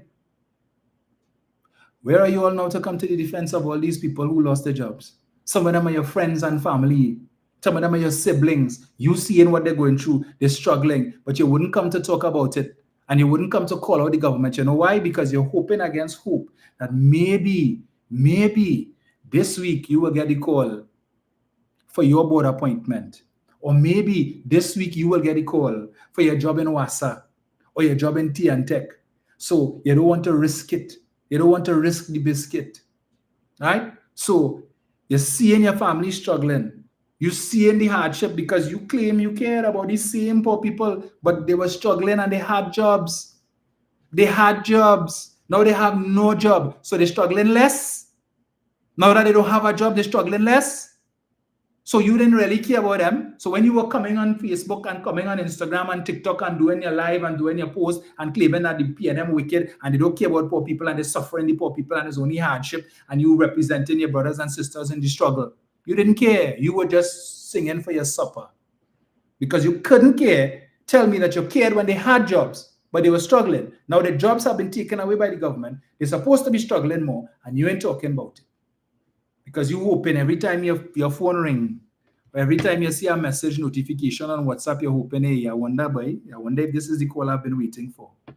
I wonder if this is my turn because I see Matara get through, and I see Ringleader get through, and I see NCW get through, and I see the Queen of EDR get through. So I might still get through too. So let me not give up hope. Because if I come and I talk to the government now and I tell them about how people are suffering and how I contributed to them being there and contributed to the suffering of my people, that they will say, nah, nothing for you. Salt. So you have nothing to say. Right? You're no longer interested in the politics. You're just waiting on the sideline for your turn to come. Meanwhile, you're seeing people suffering. Winston disappeared too.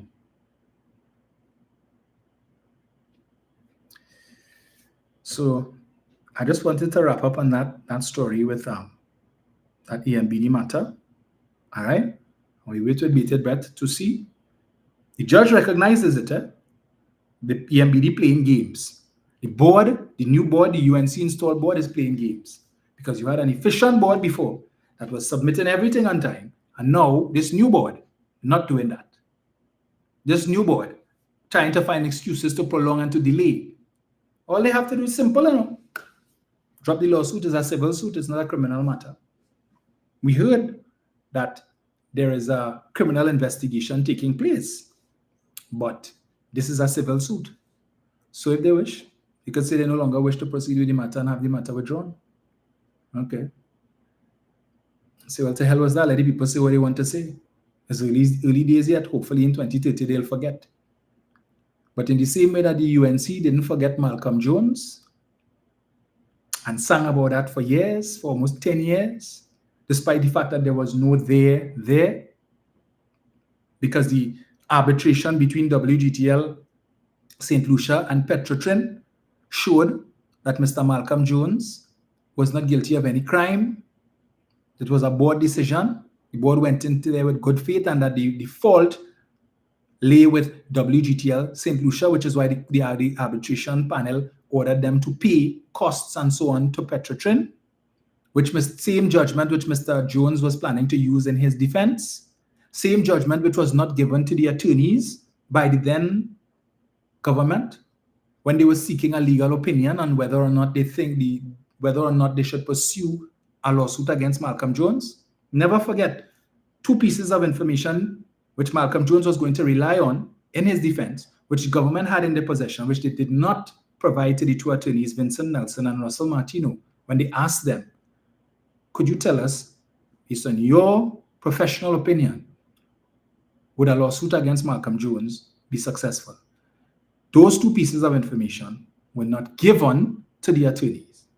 Subsequent, when this former administration came in, and they provided those two pieces of information to the attorneys, both of them said, had they been in receipt of this information, one, the arbitration judgment, and two, the witness statements of former Petrotrin board members, Chantak and Batiste, which was instrumental in Petrotrin winning the case against WGTL St. Lucia. Both attorneys had said, if we had been given this information, when we were asked to render a professional opinion, and if we think a lawsuit against Malcolm Jones would have been successful, we would have advised the government then not to pursue a lawsuit, not to sue Malcolm Jones, because these two critical pieces of information would have won Mr. Jones a victory, more than likely.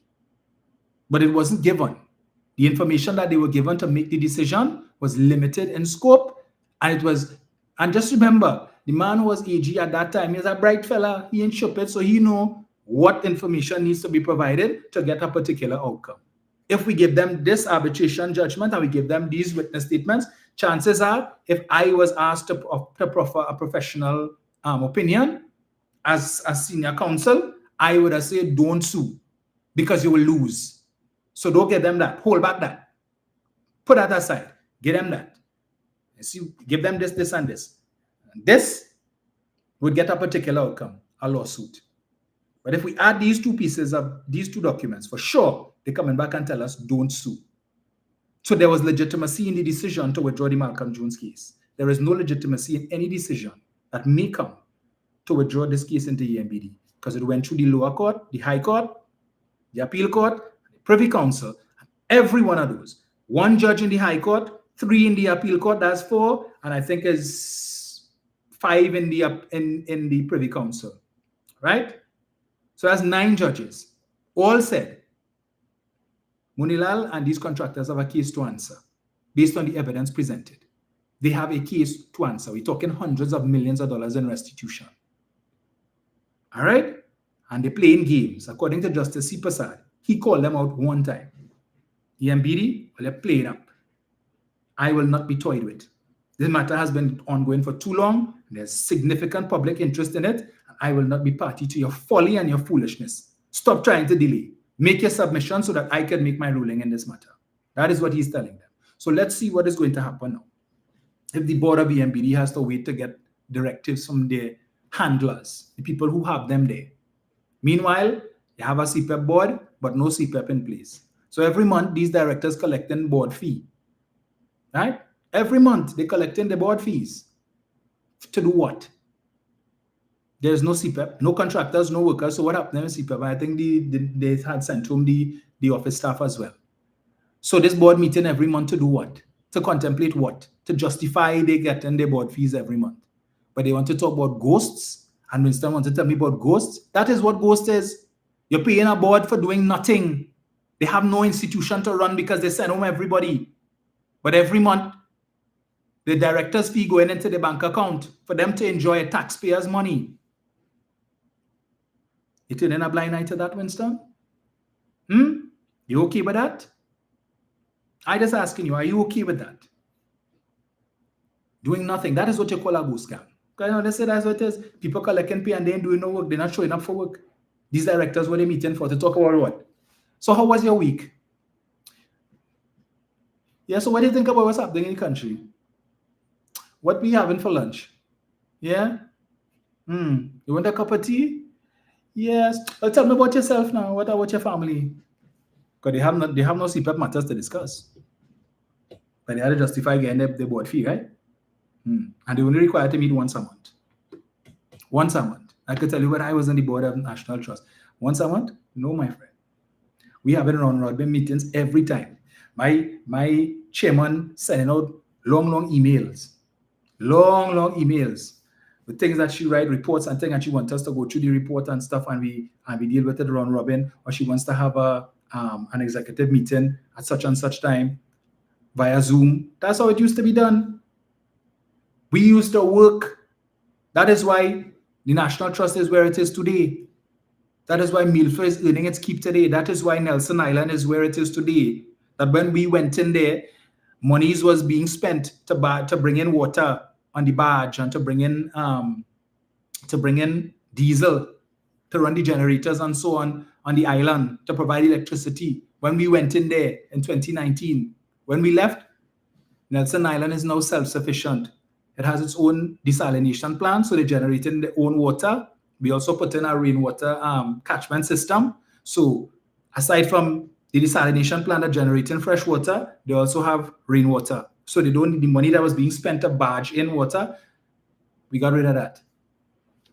The diesel that used to be coming in, we dealt with that too. Nelson Island has its own solar-powered system, right? So the island electricity and the island is provided through solar. Set up that whole system too. So all the certain money that was being spent on diesel, all that was taken care of. So the goal was to make the island completely self-sufficient. We put in a whole bandstand and so on so that the island now could be offered for persons, entities that want to come and rent it out for different events, if they want to hold corporate retreats and all of that. All of those things were put in there under us.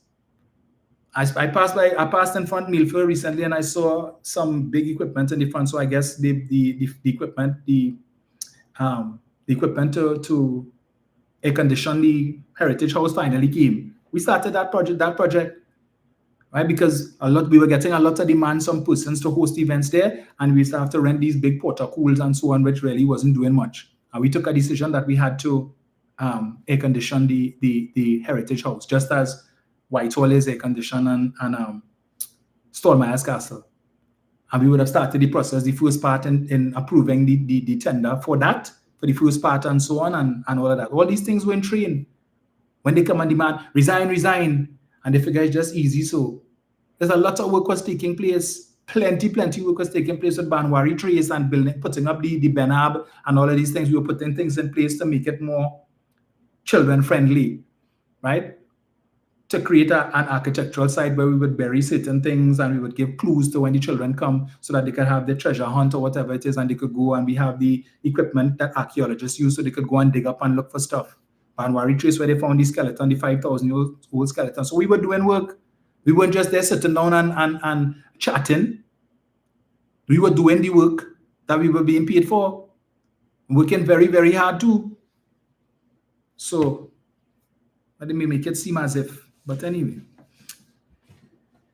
so many other things to talk about. But I'm going to take a call or two. Yes, I see Vicky Budram get off her charges because the DPP's office wasn't ready. Over 100 and something fraud charges, all dropped. Why? Because DPP's office kept missing deadlines, and they felt that, look, it don't make sense to continue to put the woman through this when we still not ready to proceed. All right? So maybe sometime in the future, we reserve the right to reinstate the charges if necessary. But for now, save and except for the one charge left, escaping lawful custody, she's on her way out of prison. And all the people who spend the millions, who spend the money, now have to go through this stress. All right, let me just take this here.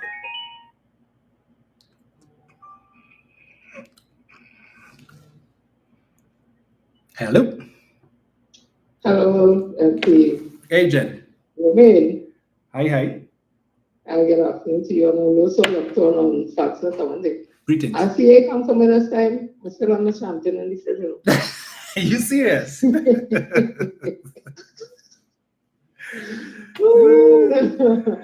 hope you had a good time myself. So you there, I say, finally to take some pictures of the class. Yeah. I just wanted to say quickly on this NID situation and PSA. I just want people to know that PSA didn't really have anything much to do with the negotiations of NID. I'll tell you why. NID is a board. The employers of the NID workers is the board of national insurance, not the CPO. Right? The CPO don't get involved in that negotiation. So what happened? There's a section committee of workers in NID, and they are the ones who will draw their own wage proposals. Right. They will look at market prices, all the things that goes into that, because they deal with finance, so they have qualified persons there to do their own stuff. And then because PSA is the recognized majority union to treat with that bargaining unit, they will give PSA to go to the board of NID and on their behalf. So it's really the NID workers who do their own wage proposals, and PSA just presented it. When it is signed off on, it's between now NID and the workers. PSA is not involved in that. NID is the one that finds the money to pay the workers. So in Felicia wants to shut down as if PSA did so much. PSA hardly didn't really do anything. The difference now with the public service is that our employer is the CPO. and by extension, the Minister of Finance. And we would have heard Felicia, they would have been telling people, leading people to believe before the election that they started off saying 10%, and then they said start a negotiation of 10%. But they let everybody in the public service, the general public service, to believe that if they were to vote for the UNC would start negotiation of nothing less than 10%. And then recently in her comment, she was speaking about in the budget, people get something. Right. But you're so very correct. If there's no negotiation, the government can put aside money in the budget to give public officers anything. Because then what is the purpose of negotiation? What is the purpose of the Civil Service Act, Industrial Mission Act that speaks about every 3 years a negotiating period and that kind of thing. So public officers have been duped. And there's no guarantee that in the next fiscal year when they negotiate, that any 10% will be given, because as the Minister of Finance, they have to negotiate. So 10% might be the starting point for the government, but you have to sit down with the CPO and you have to argue or bargain to get either more or whatever, and it could end up coming out with less or with nothing or going back to court. But not only that, Felicia Thomas, as far as I know, hasn't taken our matter out of the industrial court, because it has to, that matter has to come out from the special tribunal and then go in front of the CPO. I haven't heard that happening. So public officers waiting for a long wait again. We are being duped. And what she said, not what she said as someone not like the Minister of Homeland Security. Yeah. What she says, not what she really say, but what she meant to say is what she shouldn't say. And then she could have said what she wouldn't say. To make you have a blessed evening and I head. Thanks, Jen.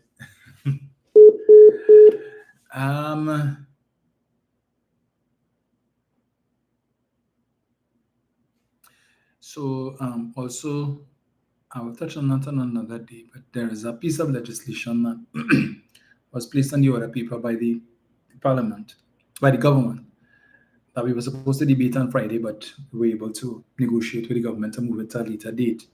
And it has to do with virtual assets, dealing with stuff like cryptocurrency, NFTs, which are non-fungible tokens, and the like. And what this legislation will do is ban these trading in these virtual assets until December of 2027. And there are persons who are concerned, who have crypto holdings, that is going to impact on their ability to trade. And it's already difficult to get for banks, if you want to use your credit card to purchase things like Bitcoin, Ethereum, XRP, and so on, that the banks reject these transactions. Some banks, I don't know if all do, but it has consequences. We will be treating with that soon. We don't know when they're going to bring it back, because as of now, the Parliament is adjourned on to a date to be fixed. Because I predict that the budget is going to be on October 6th, which is just around the corner. It's quite possible that might be when next we meet. But then with this government, you never could tell, right? So, because we know we had September affair on Friday, and that's probably why they would have brought pushed those 3 bills to Friday, with the expectation that we would have left the Parliament, so then they could say that the PNM abandoned the people's business to go and party. But we were there. Jenny. Yes, this one is really important. I was at the underground consultation that the PNM had at City Hall. Yes, I saw you there. Right, and what's his name? Larry Lala, SC. Yes. The constitutional lawyer. He would have broken down this stand your ground legislation that the UNC is proposing to bring to Parliament. As far as I understand it to be. Yeah. We have the castle doctrine that has been there since 1606, anywhere around there. And if you're bringing laws to treat with a matter that already exists, that because in the castle doctrine, you have the right to defend yourself against intruders in your home, your property, and that kind of thing, self-defense and all that. So what I gathered, he was saying, if you bring in a law to treat with a law that already exists, that new legislation you bring in is either to treat with a loophole in that original law, or to make it better, or to codify it and make it simpler for everybody to understand. However, the standing ground legislation does neither. So what is the purpose of this? And then he went on to say that in this standing ground legislation, there is no immunity. So while the Minister of Justice was talking about shoot people in the back and answer a question on that, you will be arrested because there's no immunity that if you shoot somebody in your home and they just simply say, stand your ground, that they'll just say, okay, all right, you leave here and move on. You might very well end up on charges, have to get bail and all that kind of thing. And not only that, in the cartel doctrine, it speaks about proportionality, meaning that, okay, let my way, somebody invade your home and they have a pen knife or a small knife or something, and you feel threatened and you have to respond in time. You shooting the person 20 times or 15 times. It's not proportional to the threat that you would have faced. So all those things have to be proven. Correct. But again, the most salient point, because when I was reading about standing ground laws, something stood out to me, and it speaks about racial bias and it speaks about racial inequalities. And that is happening in America. The people who are most disadvantaged by standing ground laws are persons of color, persons who are African American. So I brought it, I asked the psychologist, because there was a psychologist there, which was a good thing. So I asked him, because I know we have a history in this country in 1962. I call them a vigilante group was formed to carry out violence against Africans in their communities, or against Africans, of course, and to blow up bridges and all that. And that had to do with the protesting against Trinidad and Tobago getting its independence when Dr. Eric Williams went up to Marlborough House. That is the Professional's report. When it comes down to 1990, in the 1990s, we had a situation where Tobago, a sitting MP in the UNC, would have spread a dangerous lie saying that African men were raping Indian women across the Canary Bridge. And she would have encouraged her constituents to form a vigilante group to exterminate African men, even though reports would have shown that what she said was not true. And then when it comes down to 2023, we have an Indian pundit who everybody respects, just like I'm sure they respect in the Tobago, would have said that urban youth, and we know when they use the word urban youth, that is code for Negro and for African youth, and we know the other word they use, are targeting Indian people in Arangua, Sawan, and Irons. So in that context, when I see they do research in America and they speak about racial bias and racial inequalities, I bring that to Trinidad perspective. And the psychologist spoke about people being hyper-vigilant now. You know, everybody on, if you have a gun, so you know, you're kind of hyper, you feel like Superman, that kind of thing. Imagine you have a pundit would tell people of Indian descent that African people, urban youths, are targeting Indians. And you give them, they get guns. And imagine an African youth, or 2, 3, 4 of them walk going through Arangua, not to do anybody anything, legitimately probably going to visit a friend, going to work, whatever. Some person of Indian descent with a gun, based on what the pundits say, could be so hyper-vigilant now, and because we have crime, of course, in the country that is really in a state it shouldn't be, and just start to shoot them, because you have a justice minister to shoot them in the back. So when you take all that in the context, what is going to happen in our country? So I am very concerned about that, and I urge everybody to go out to the consultations, let your voices be heard. We need to speak also to the independent senators, and they could hear what we're saying and understand how worried and concerned we are, so that when it's time for them to vote on this, that they vote for the people who don't have a voice. Because the UNC have the numbers, them don't give a flying hoot. So we have to depend on the independent senators to listen to our voices. We have to depend on the opposition, which is the PNM, to listen to our voices and go there ready, get up, amp up to speak on our behalf and let this bill not be passed, because it does nothing to enhance CASA doctrine. It does nothing to treat with any loophole or anything. And I'm asking, is this simply about arming people of Indian descent with guns? I leave it there. Thanks again. Thank you, Jen. Yes, and to Slimy Show. So the intention was that virtual assets bill, it was supposed to come with the other two pieces of legislation that they passed on Friday, because they claimed that it was, interrelated to the FATF bill, all geared towards treating with the issue of money laundering, right? So, and we disagreed, and we felt that they should deal with that bill separately on another day, and they agreed. And so, had that not been done, all three pieces of legislation would have been passed on Friday, and they have the majority. So even if we oppose, they have the majority. And as Mrs. Prasad says, they will pass legislation with or without us. They don't need us, and they will do what they need to do. And so we will put in as strong a defense as we can.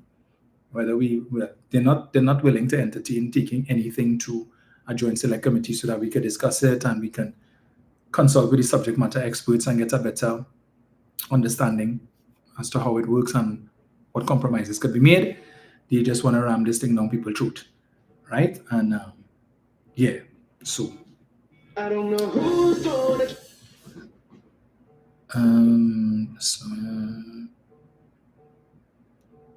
Brian. Good afternoon to you, Dominic. Good afternoon to your listeners and callers. Greetings. It's good to see you again, Dominic, after a while. Indeed. Very scared, I understand clearly. It's not easy. Dominic, my concern is, I listened to the Minister of Legal Affairs indicating that consultations that they are doing, that they did, with respect to when he was brought up by one of the PNM MPs, I can't remember which one, was that they consulted with his ministry. Now,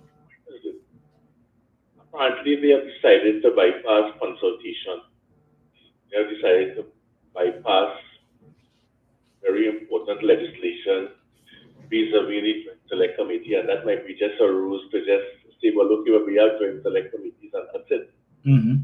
It appears as though that nothing is being, they tend to just, as you rightly said, ram through whatever some legislation that they want to ram, and we have to simply take it. I want to remind the public that every time a PNM government brought legislation to the Parliament, one of the first things that the UNC opposition wanted was a joint they always wanted consultation and for it to go before a joint select committee. That's why many of those things had to be literally eventually, sometimes watered down, because they, at the end of the day, even after the joint consultation and the JSC, they were simply not supported. They would bring their own minority report and just not simply support it. And I want people to understand this is what is going on right now. Because of all the legislation that has been passed thus far, very important legislation, none of it has gone before a joint select committee. None at all. And this is according to the member for Cuba South. This is very dangerous, especially the CPATIF that he tried to just simply push through, not having a clue as to exactly pass what he was reading, whoever wrote it for him, the Minister of Finance. And I want to understand, and we have to listen very carefully to what they're saying. Yes. That they don't give a damn what we think, because they have the 3% majority. It is very clear. They don't give a damn. And we have to be very careful. Something else that is bothering me too, Dominic. I heard Mark Passan this week saying that the murders for the year so far is 266. Now, I am no fan of Ian Allen, but I have to depend now on Ian Allen's program to let me know exactly what is happening vis-a-vis robberies, murders, and so on in the country.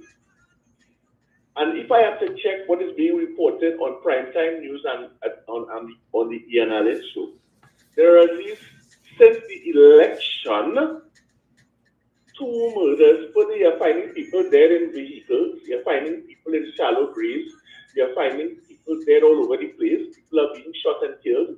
I want to say condolences to the family and the husband and family and friends of Dr. eventually died, right, who was shot when she was on her way home with her husband, right? I mean, this lady, this is a lady who was a veteran surgeon in Trinidad and Tobago and was spoken very highly of by the medical fraternity. And this woman, for what, I don't know what she did, I don't know why would this, I want to do this, but there are people shooting and killing any and everybody in this country. There are at least an average of 2 murders per day. From what when I spoke to certain police officers, they're afraid to speak because of this new UNC commissioner of police, but murders have crossed 400. They told me that for a fact, but they cannot speak loudly simply because of who is the Minister of Homeland Security and who is the newly minted Commissioner of Police. Do you understand? I have received certain information about this new commissioner. I want to ask this commissioner, sir, did you go to Port Hamilton High School? And did a particular minister, one of your colleagues? I just want to ask that question. You understand? And the mere fact why there's a growth in the police service is because senior career police officers who had the ambition of becoming commissioner of police saw this gentleman jump over all of them and become commissioner of police. Now, I am not saying he's not qualified. I'm not saying that all of the others would be qualified as well. And there's nothing being done to stem the tide. There's no new, how should I put it?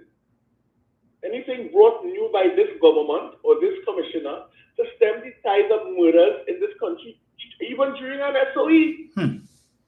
People are dying, literally dying on the streets. And there's nothing that has been done to stop it.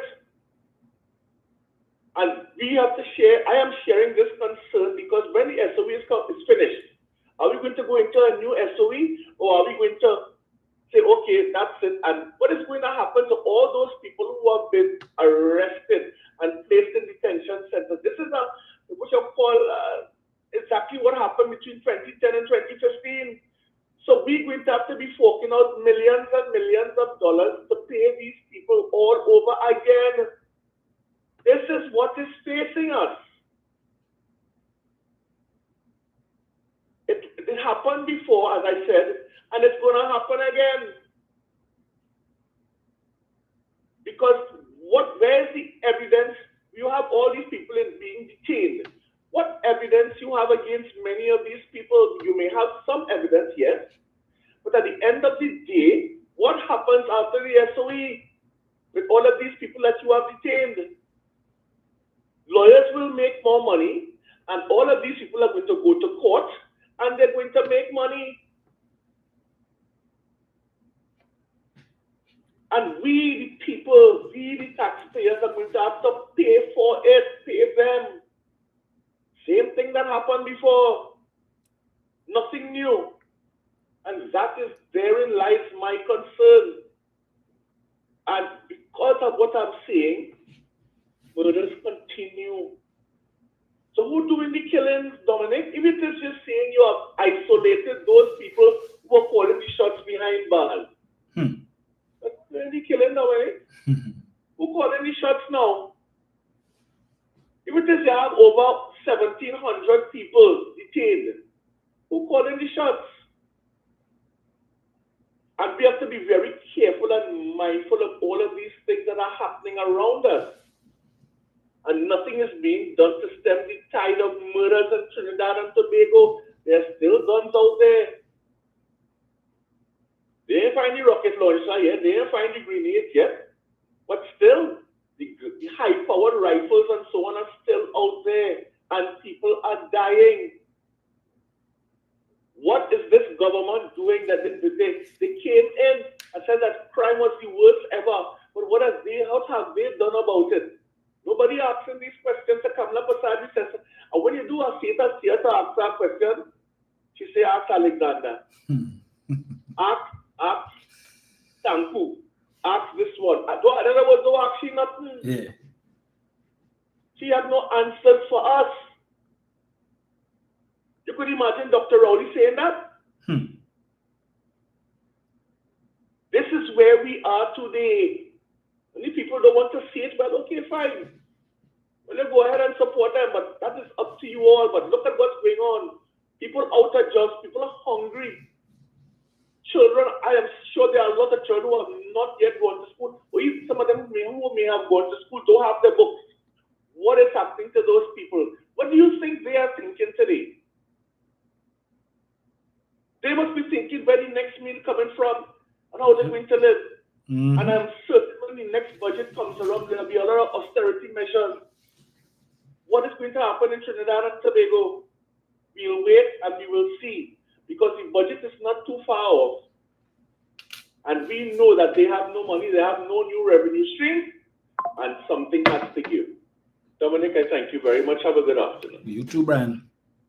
I could probably take two quick ones, 770-1763, but you gotta call me on WhatsApp.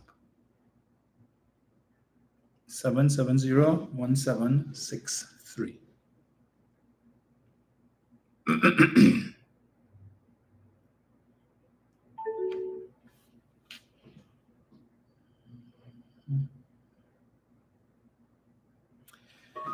As I said, Tanku say what? To temper your expectations. Remember, one of the things they promised, they would reduce the price of fuel at the pumps. When that happening?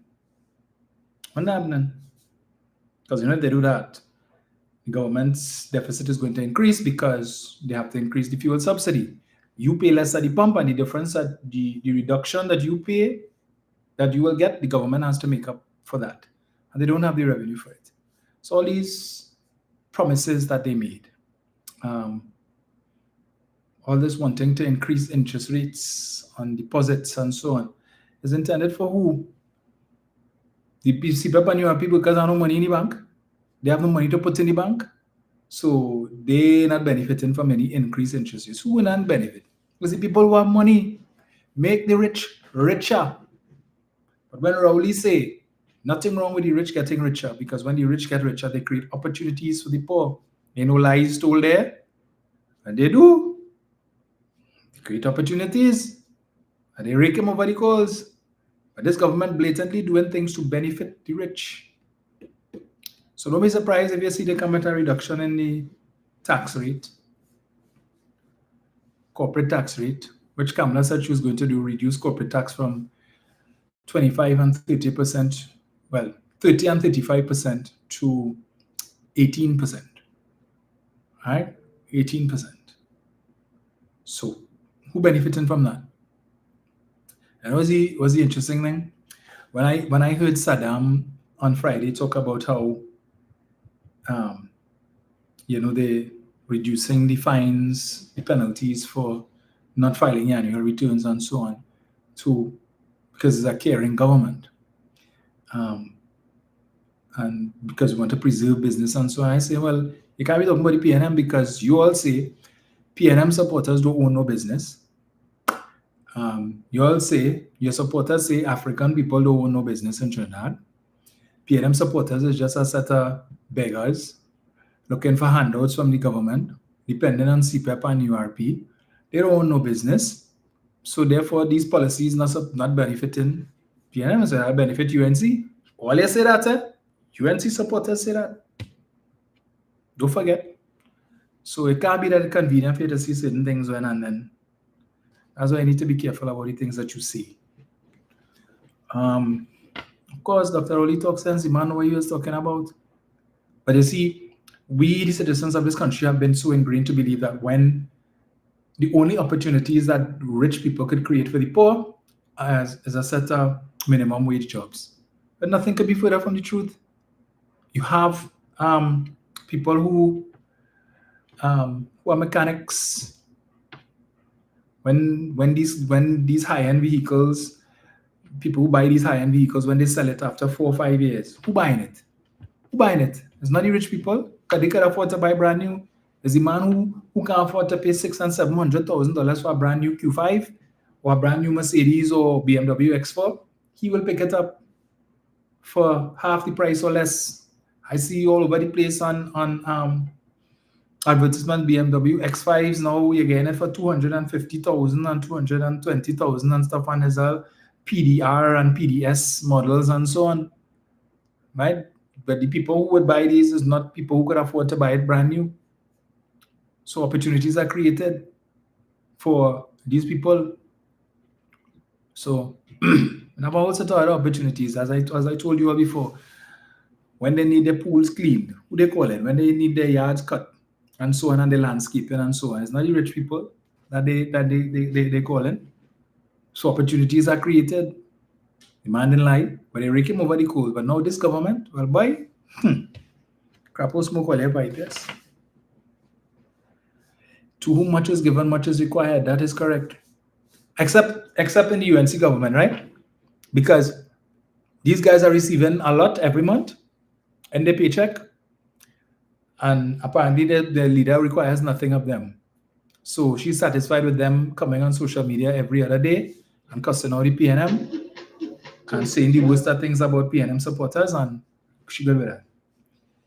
Hello, good afternoon. Hello. Yes, sir, good afternoon. Hey, Dominic, how are you? Long time no see. Yeah, man. Huh? Hello? Yes, sir, we hearing you. Yeah, man. Long time no see. Just from here from you. Mm-hmm. You know. Continue the good work you're doing. Thank you. And keep up the good fights, you know. Yes. I know it's a long run, a long travel. I know not you and other people who just wish to see a staff election call anytime soon.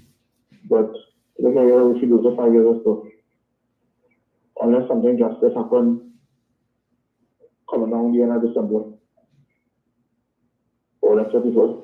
Yep. You know? But government get up for this country in terms of the country is now recognized worldwide now. Mm-hmm. But not in a good way. Right? Yep. Because you make this country look bad. You make your character neighbors look bad. Yeah, you're making the whole current aspire look bad. Because you decided that Sarah was a liar, but I'm me. This is also going to be a zone of peace. And when you make all these so-called gun-boat diplomacy talk, like the one who said that in there was Duke Venezuela. Come on, what will happen? When you're bad with your neighbor, you have a good relationship with your neighbor, and all of a sudden you're bad with your neighbor now. All the other friendship, tell me what will happen. Maybe I start from scratch again? Yeah. And then that will take a long time to build up the friendship. I don't know the things that they don't work with her now. Yes. But I'm going to just say it on the platform. I don't know. I think your political leader was the king.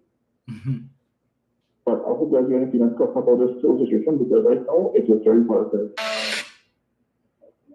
Hello? Yes, sir. It is very volatile. Yep. And this thing could creep on the phone as I can't see tonight. China, I have to take this thing too lightly, because last time they get on thing. Yes. Even when we have a hurricane, we just party and fit. This is no joking matter right now. Right? People don't understand what's going on, but also it's not over it. What's going on in Palestine? Or Ukraine? You think China and Tobago could handle 1 or 2 bombs? Yeah. Or who said Alan Bijan? And we already talked about the country wanted to claim back China. Right? Well, but we could reason too, because this country has a close history with Venezuela. Yes. So, have a good day. Thank you, sir. So before I wrap up, I see Winston is saying it's Manning that said that, not the UNC. What did Manning say, Winston? What did Manning say? Yeah, I don't think you could be referring to the decision to reduce the price at the pumps, because the UNC said that in the lead up to the last election. In fact, that is one that was in the manifesto.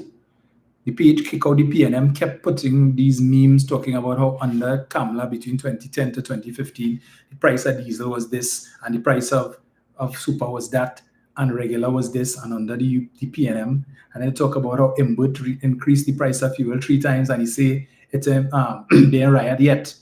And the UNC promised that. I put them into office and they would reduce the price at the pumps. They said that. They said under the PNM, the cost of living was skyrocketing. Put them in office and they would reduce the cost of living, which includes the price at the pumps. They said they would bring down the food import bill, which is over $7 billion. They said they would reduce that. They've done none of those things. And so now when Tanku comes and tell you, temper your expectations. So all these things that they promised, that plenty of people figure that this budget is going to be this magical budget, that everything they promise will be delivered, you will be sorely disappointed. And as he said, some people will not be happy. All right? Some people will not be happy with what you will hear, because the country's finances can only do so much. And if you want to continue to lead a populist government where it's all about, well, getting people what they want, what they expect, what we tell them we was going to give them. When you do that, there are consequences. All right? So when they promised that they were, remember Tanku said they were going to refund everybody who paid the property tax. And then Kamala come and say, I never say that.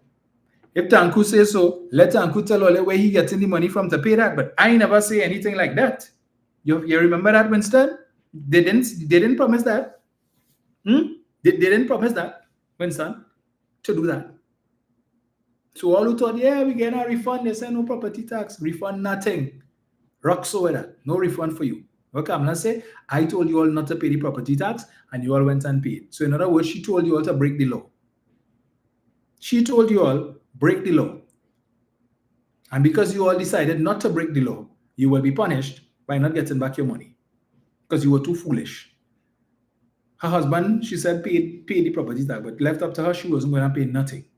So if you had listened to her and broken the law and the PNM had won, well, you don't know where barley grows. Just like when she told you all, don't invest in the NIF. The NIF is a Ponzi scheme.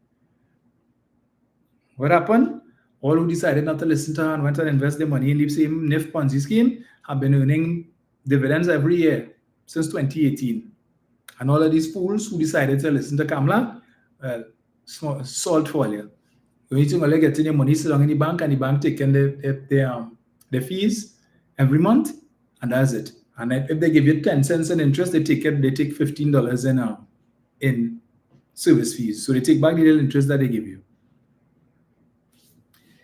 Manning said that the people of African descent only own 10% of the businesses in TNT. Oh yeah, the UNC said that people of African descent don't own nothing. So if you say Mr. Manning said only 10% of the businesses in TNT is owned by Africans, the UNC say 10, Manning was being generous. They don't own none. Zero. Zokes, nada. Salt. That's what the UNC is saying. So get it right. Get it right. Philip Alexander, minister in the Ministry of Housing, said that people of African descent in this country only serve 2 purposes, as laborers and consumers. That they don't own no business. The only people who own businesses is the 1%, the East Indian community, and others. Right? But the Africans, according to he, who is now a minister of government, people of African descent serve only 2 purposes in this country: as laborers to work for the business owners, and as consumers to take the little pay that the same business owners paying them for working and buy stuff from the same business owners. That's the only purposes that we serve, according to him. Okay? According to him, the prisons in Trinidad and Tobago has over 30,000 Africans. The prison population is not even a good 6,000, but he said 30,000 persons of African descent in the prisons in Trinidad and Tobago. And he's a minister of government. This is the same man who went and stand up down by when the Diego Martin interchange was under construction and did a whole live and told you that that cost $2 billion. $2 billion? No. He's the only person who ever said that. If that had cost $2 billion, you would not hear the night from the UNC. He do a whole live and say that. And what happened? The Minister of when they had the commissioning, the Minister of Works and Transport told us the real cost, which was $185 million for all of that. You ever hear him repeat that? Alexander repeat that nonsense? But today he's a Minister of Government. When they were restoring the Red House, right? After 5 years under the People's Partnership, when the Parliament was in the same waterfront that they said was a vanity project, thank goodness Mr. Manning dismissed them and he built it. And that facility was there to be used as the Parliament for 5 years that they were there. When the Red House was finished in 2020, same Philip Alexander, who said they are government minister, they're alive in front of the Red House and say all the government did was to put on and slap on a coat of paint on the Red House. They changed a few windows and a few ceiling tiles, a few tiles on the roof, and that's all that they did. And there's no justification for the $441 million that was spent. Today he's in the Parliament. Every time he goes to the Senate, he sees what the money was spent on. That Senate chamber that did not exist previously. All right? Because you may recall, for those of you who live here, is that the same chamber that the House of Representatives is in now, we used to share that chamber with the Senate. So on the days when the House not meeting, the Senate would meet. Today, the Senate has its own chamber and the House of Representatives has its own chamber, one on either side of the Parliament building. So he sees when he goes and he walks through and he decides to come to the part when the House of Representatives is sitting, and as a senator, he has no reason to be there. But because he has no work to do at the Ministry of Housing, for which he's collecting over $70,000 a month, he will dress up in his suit and come and sit down in the Parliament, in the House of Representatives, in our chamber, and he sit down in the little gallery area for senators and ministers who are not members of the House of Representatives. So they come and they sit down there and they wait until the tea break, and we go downstairs to the members' lounge so they could come and eat, stuff their face, right, and enjoy the offerings. Yeah, you don't need to be there, because the same bill that we're debating in the lower house, it will eventually come to the upper house for debate. And chances are he will not have the opportunity to speak on the bill, because most of these bills that they've been bringing recently doesn't require everybody to speak. Now, when the budget debate comes up, that's different. I imagine most of the 41 of us will speak on that for the budget. But they just show up. When he's supposed to be in the middle of the day, when you're supposed to be at the ministry doing work, you had time to come and sit down in the Parliament and rock back. And then we come and we see you when we go down at 4:30 when we go downstairs in the members' lounge. There he is. He and Brian Big and the rest of them. What are they doing there? Well, it's a free meal. So they show up because they have nothing else to do but drawing pay under false pretenses. All right? So I just correcting you there, Winston. And you may say Mr. Manning said 10%, UNC says 0%. Black people, Africans in this country don't own no business. And if they do own it, it's a front for somebody else. That's what they say. The evidence is there to show. Not me say so, they say so. Right? They love to boast about that. Whenever they want to denigrate persons of African descent. When Satmarat said while Africans was beaten pan, the children of the East Indians were beaten book. And that is why today they are lawyers and doctors and engineers and architects. And the children of African descent still beaten pan. Yeah, them say so. So, yes, 29 Super C. Yeah, and taxpayers paying for that nonsense. I mean, I have become so incensed with Anna Roberts live that I wouldn't even, you all know I used to come and say, crave your indulgence and I'll play something. I'm not even going to do that. Because this man has become even, he is disgusting on steroids. You thought he was bad before? You thought he was bad before? The PNM is out of office. The PNM is in opposition. Dr. Raleigh retired and gone home. And this man's still going after Dr. Raleigh, talking about red couch and no Dr. Raleigh. So he's sleeping with all his female ministers and who you walk down some corridor and pass 2 parrots and 2 dogs. And then you go in the room with the red couch and you lie down on the couch. All this nastiness he talking about. Still going after Dr. Raleigh. Dr. Raleigh, no time with you. Be enjoying his life. If the man travel and he come back, someone of the spies take a picture of him in the airport. He sit down in the airport in Tobago reading the newspapers, they take a picture of him, they post it up on social media. He come back, he go abroad, he come back, he waiting for this vehicle to come and pick him up. He stand up outside minding his business. He ain't looking around to see if nobody know who he is. He come thing, they take a picture, they post it up. What is all your obsession with Dr. Rowley? Leave the man alone. He gone. All they wanted him gone, he has gone. All they wanted Heinz gone too. And let's still do this nonsense. Why? Because the government that you said would do better has done infinitely worse in less than 4 months. Infinitely worse in less than 4 months. They have done nothing of substance. The only thing they've done to fight crime is impose a state of emergency. Right? That's all. But nothing. Every time you ask Mr. Alexander, what is the crime? I can't tell you. He can never tell us. They're not going to disclose. This is a government that promised transparency, but resurrecting ancient standing orders to deprive us, members of the opposition, information for the members of the public. Up to now, all the questions that we asked, the information that we asked for, right, with respect to the monies that were allocated in the media review, and they told us we will consider. That never happened under the last administration. You would hear the ministers say, I commit to give it to you in writing. I don't have the information before me now, but we can provide it to you in writing. That's what they always say. But we ask them for information. No commitment to provide nothing in writing. No, we will consider. Well, we got nothing in writing, no follow-up. So therefore, we will assume they considered it. And the answer is no, they're not giving us the information. But Tanko have the audacity and the temerity to stand up and talk about transparency. And this is a government of transparency.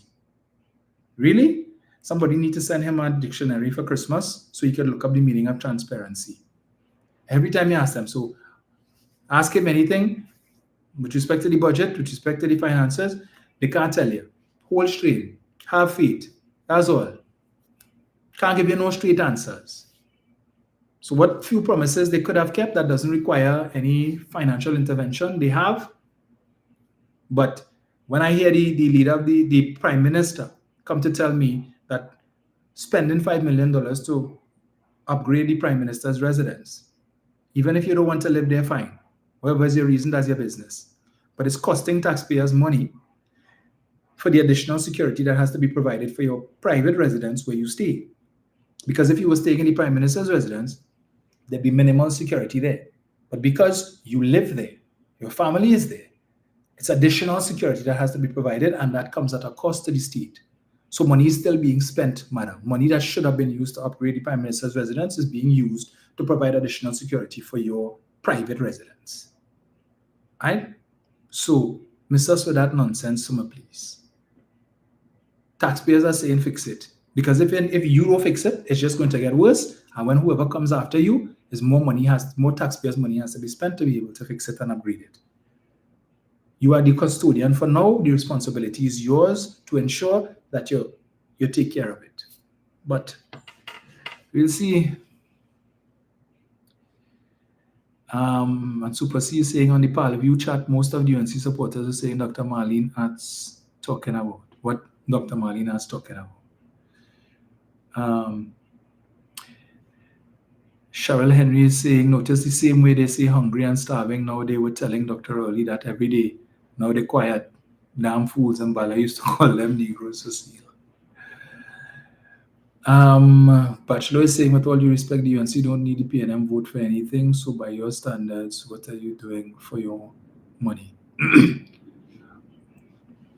And Winston, I have to give you a U for that question. Ungraded. I can't even give you an F for fail. The job of as an MP, what am I doing for my money? I've told you before. My job isn't only to go to the parliament, sir. My job is to represent my constituency. When I sit in my office every week for 5 to 6 hours, listening to the cries of my constituents who've lost their jobs, who's struggling and suffering, that I get paid to do that. When it is their issues in my constituency, for instance, the Malabar swimming pool, which was providing human service in terms of aerobic facilities, aqua aerobics for the many senior citizens in my constituency who were depending on that as their main source of exercise, and now that has been discontinued, and they come to me for representation so I could speak to the Minister of Sport to inquire what is going on with that program and when it is going to resume. I get paid for that, right? When it is that on Malabar Road extension, where there's a significant sinkhole that is developing, because WASA would have come sometime to repair the sewer line there, and they did a piss poor job in terms of repaving the road, and now it is sinking and it is posing a threat to people's vehicles. So if you're not familiar with that road in the night, you could go down inside there and your car end up down in a sinkhole. That is what I get paid to do, sir, to make representation, to get the government to do their work. When it is that there are roads in my constituency that need paving, my job as an MP isn't just to go and sit down in Parliament. Okay? That is just part of it. And when the government brings rubbish bills, part of my job is to stand up in the Parliament and call them out on their foolishness, which I have done on 2 occasions in the past. And when the next opportunity presents itself for me to do so, I will do so. So familiarize yourself with what the job of an MP is. Okay? Yesterday when they had the bingo, I was there. I had to represent. I had about 4 different events yesterday that I had to attend because people invite the MP to come to these events, because sometimes the MP coming lends credibility to their events and will assist. So when it is people in my constituency don't have food to eat, they don't have the resources to send their children to school, to purchase school books and all of these different things. You know what I did last week? All right? Let me tell you what I did. The government indicated, I'll wrap up on this, the laptop program that they bring back, that they get in applause for. Yay! Right. The laptop program, where they're only giving laptops to Form 1 students. Okay? Under the last PNM administration that demitted office on the 30th of April, or the 1st of May, when Prasad Bisesa became Prime Minister and John Jeremy became the Attorney General, and that constituted the cabinet. They had a program where they were giving out laptops on a means-tested basis. And it didn't matter which form you were in. So students who in Form 4 and 5, who are going to be doing CSEC and have labs to do and SBAs to do and require the use of a laptop, okay, they would have been able, their parents would have been able to apply to the ministry to be able to get a laptop. Now, they don't have that. So just the Form 1 students getting laptops. So you've taken that facility away from those students in 4 and 5. I would have had some parents who came to me during the August vacation who were looking for help to buy school supplies, and a couple of them would have mentioned that to me, their situation. I know what I did. I dipped my hand in my pocket and I was able to run up to Miami for 2 days and purchase a couple of laptops for these persons. Okay? So when I get paid, it's not just for me. I still have my other job that I had before I became an MP that pays me, okay? And I earn more than enough to take care of myself. So I am able to use my MP salary to assist to do those things. All right?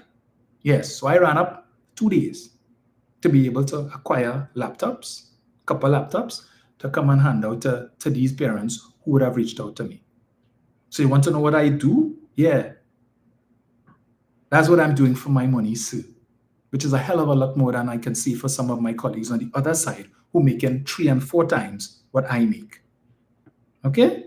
Right. If you want to know what else I do, just go on my Facebook page, Dominic Romain, MP Malabar Mausika, and you will see tons of pictures of what I do every week for my money.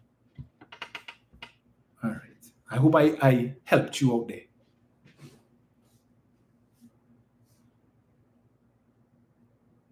Let me see. Mikhail says, we want to know from Barry and the Minister of Education how much school repairs cost and who got the contract to fix the schools they're patting themselves on. Good question, Mikhail. I know why part of the reason why it's a good question is that, and I made this point before, for the last 3-4 years, we were hearing from the UNC when they were on the opposition bench that the government watered down the procurement legislation, right? And that the legislation that they had brought in 2013, and it was strong legislation, and this government pulled out this and they made who exempt and all of that. That's what they said, that the legislation as is was no good. But they're procuring over 20,000 laptops using the same watered down legislation, that procurement legislation that they said was no good. They would have given out contracts to repair these schools using the same watered down legislation that they said was no good. We are now in the 5th month of this new parliament, all right? And they have brought legislation for all kind of things, but they've not brought any amendments to cure the mischief that they say that the PNM did when they would have made certain services exempt under the procurement legislation. So all the thing they tell us, if the legislation was bad and they have done nothing to fix it. Absolutely nothing to fix it, and I believe they will do nothing to fix it. Because in its current form, it's perfectly fine for them. So they will make a whole set of noise and crow about transparency and about good legislation, and we will support good legislation. And then you come into office, and the same legislation that you said was bad, all of a sudden, it's acceptable. Right? But you wouldn't hear Winston come and talk about that. It was the same thing they did, I told you all before, in 2009, 2010, when they raked Mr. Manning and the PNM over the coals for the Freedom of Information Act. When they said Mr. Manning made certain bits of information exempt, so you couldn't access information with respect to things like cabinet notes and the like, and cabinet minutes and all of these different things that are exempt. They shed crocodile tears for so. Or they're trying to hide things when the population came into office in 2010, and between 2010 to 2015 did absolutely nothing to fix it. All the things that Mr. Manning made exempt under the Freedom of Information Act is still exempt today. And so when I hear Tim Gopi Singh, who is now the chairman of the NCRHA, I think it is, talking about how he wants to conduct an audit into certain contracts that were awarded and how much millions being spent on a contract for security and cleaning or something like that. And these contracts, and then he says these contracts were issued since 2007. Mr. Gopi Singh, you were part of the government between 2010 to 2015. So what, the contracts didn't exist? Since 2007, they've been in existence to now. So what happened between 2010 to 2015? It's the same contractors you all were paying. The PNM wasn't in power. You weren't concerned about them then, but now you come back as chairman of NCRHA and you want to conduct audit, to spend a set of money to pay for an audit to be done, because audits aren't cheap. They don't have money to repair the Prime Minister's residence. No, that is not a priority. They don't have money to pay CPAP workers. They don't have money to pay URP work. They don't have money for all kinds of things. They're not releasing money to the borough corporations for them to be able to do their work. So you have pile up of garbage all over the place. Grass growing high, because they say CPAP and URP made the borough corporation workers and the regional corporation workers lazy. All right, you get rid of CPAP, you get rid of URP. But now, the borough corporation workers can't do the work because they're not getting releases from the ministry. All right? So these corporations are cash-strapped. They have whatever money they had in unspent balances, you refuse that to allow them to access that either. So their hands are tied. How you expect them to do the work? How? But you have money to spend and to waste on audit, to pay millions of dollars to conduct audit to show you what? So you consider the PNM engaged in corruption? Who benefiting from that? Audit services. Friends and family and finances at the UNC? Because we don't have a lot of audit firms that link to them. And last, before I go, I see Michaela Pandey did a video. I think she went down Caracas or something. And she was talking to, I believe, a Coast Guard officer who was telling her that one of the Coast Guard vessels that looks like the fishing boat had no diesel. Right? So they can't go out and patrol because the boat there no diesel. You all recall that for months, the same UNC that is in government now was telling you, Anil Roberts do how much live. He went down the islands fishing, and when he coming back up in the boat, whoever boat he was on, doing live and showing you the Coast Guard vessels park up down by Stobbles Bay, and the vessels park up because then it had no diesel, and the government not buying diesel for the vessels and so on, so they just have it park up there. What's going on now? The same thing we're talking about. You see Coast Guard officers, we hear with our own ears from their lips that the vessels have no diesel. The same thing that these people cussed the last administration for and condemned them for. You're in office almost 5 months now. What's going on? How come the Coast Guard vessels don't have diesel? You all said that is why the borders were porous, because the government wasn't providing diesel for the vessels. So if the vessels still not getting diesel, the borders not porous. That was a big problem, is because of the porous borders the Venezuelans was coming in. So the borders not porous anymore. And the vessels still don't have diesel. And it's still back up down Stobles Bay. The border's safe now. You all close the borders, right? Yeah. Okay. I tell you. Folks, it was nice. I see I've been on here for 3 hours and 44 minutes. Stymisha says we need more PNM supporting YouTube streamers. I agree with you 100%, sir. And whatever I could do to be able to facilitate that, I will. All right? Which is one of the reasons why I would have offered myself for the role of social media officer, because I recognize that there was a shortage. And people appreciate what I do. I mean, every day I meet people, every day. Once I go out, a lot of people who came up to me at the September Fair on Friday at Hyatt, I listen to you all the time and appreciate. We're missing you and you need to come back on more often and so on. So I will try to do that. All right, but there needs to be replication. There's information that needs to be shared. And now that I'm just on this platform and no longer on Facebook, on the debunking page, it impairs the amount of the reach or my reach. All right. So I'm just hoping that some of the Facebook people would migrate over to YouTube and they would share it, and we'll see where we go from there. Mr. R says Ms. Bissessa thought when she told people that they are too lazy, clean the drains and pathways in front by them, does she really mean people should come out and clean? Well, apparently so.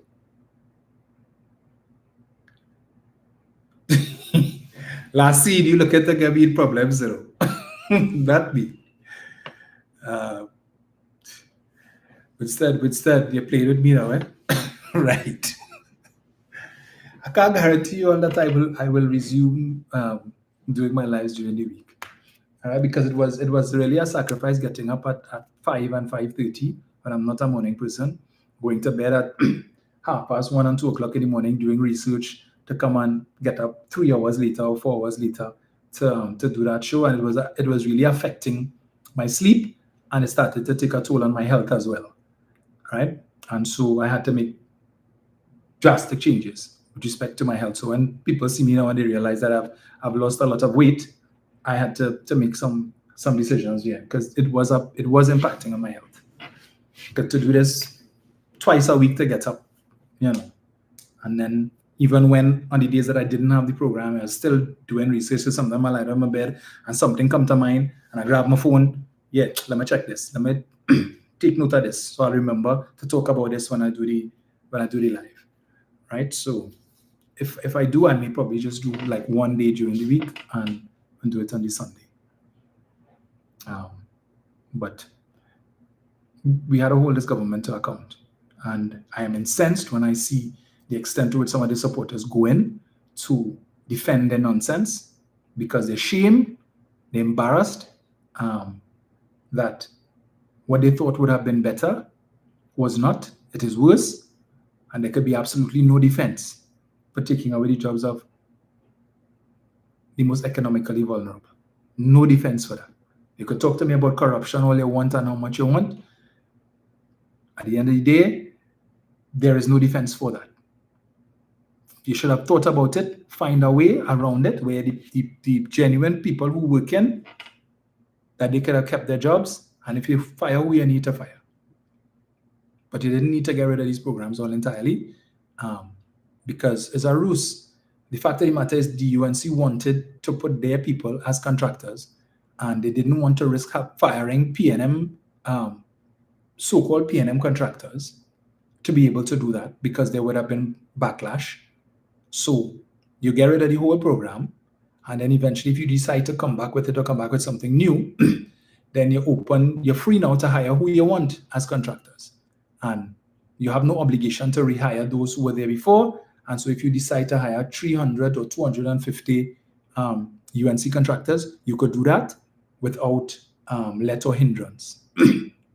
Yeah, you'll get some more talk and they're saying you're hiring your people. But at least you could say that you did it in a transparent manner, right? That you clear the whole playing field and you start over. I'm hoping that should they come back with something to replace CPEP of similar fashion, that they would give the MPs in all constituencies an opportunity or give some to be able to identify persons in the community to get those contracts, and that you don't give it to people outside of the community who will come with their people from outside, and you have people in the constituency who need the work, who need the jobs, who need the help. Even if you say, because there were 9 contractors in my constituency, even if you come back with 5, or you say you're going to do 10 and you're only allowing the MP to choose 5, no problem, right? But let it be that the MPs have a say in what is happening in their constituency. You're building HEC houses in my constituency, but I don't have a say in terms of a quota. This development that they're building next to PriceSmart, I understand it's 591 units will be built on that spot. 591 HTC units, and I as MP, the way you can give me 10 or 20 to say, well, okay, we know persons will be coming to you for assistance with respect to, so right. So we giving you a quota. So you could send names to us, and we will go through the process to see if they qualify, because I don't expect you to just give HTC houses to people just so. There's a qualification criteria that must be met, and once they meet it, give the people, some of these people on the list, waiting list of 15, 20 years, and they've reached the age where they can no longer qualify for a mortgage. They've been waiting so long, and so they're hoping to get rent to own, or to transfer their application or their account to their children so that they could qualify. But you can't be coming into my constituency and building and not consulting with me. In Malabar Phase 4, they're building houses there too. Again, no consultation with the MP. They just bypassing me, disregarding me. But I will not have it.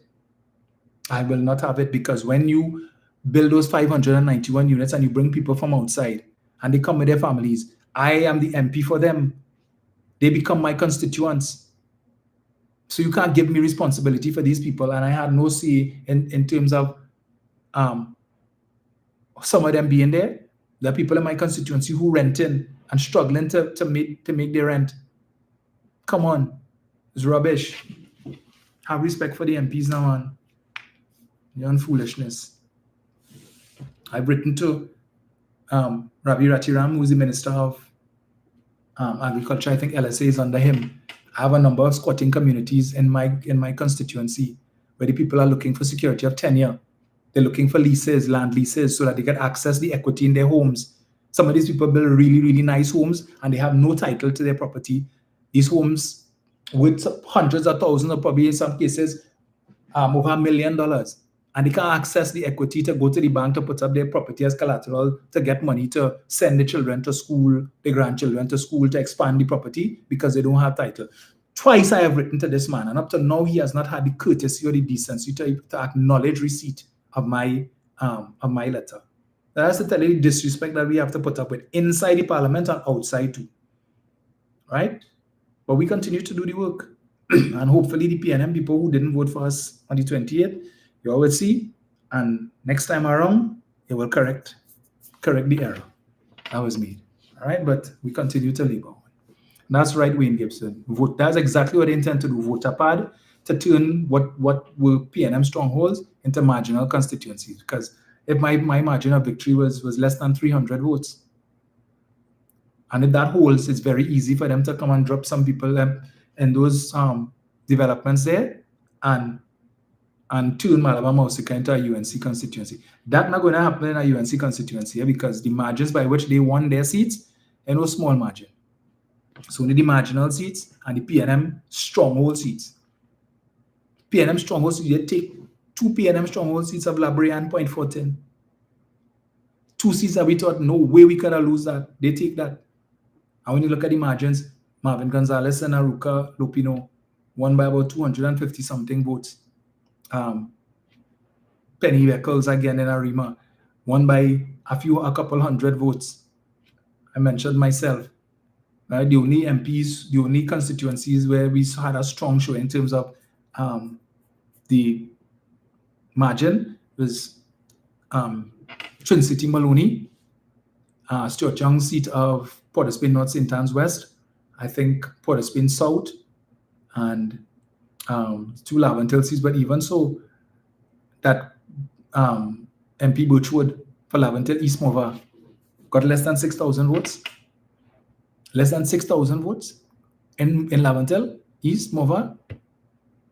Come on. But in UNC Stronghold, Kamla went by 13, 14,000 votes. Munilal, same thing, 13,000 vote differential. In none of the PNM seats, you had such a wide margin of victory by any of our even in Diego Martin West, Dr. Rowley seat, San Fernando West, that was held by Patrick Manning for 40 years. If they didn't move those two PDs from San Fernando West and put it in Faris constituency of San Fernando, if they didn't move it from East and put it to West, Brian could have lost that seat. A seat that his father held for over 40 years. Right? A seat that has been in PNM control for about 50 years. We could have lost that seat if that didn't happen. But the consequence was that because they moved those two pro-UNC PDs and put it in San Fernando West, Faris lost by 600 and something votes. That's to tell you. Right? So, I don't know. I don't know how to bring it home for PNM people, boy. You have the party, okay, there are organs and mechanisms by which to register your angst.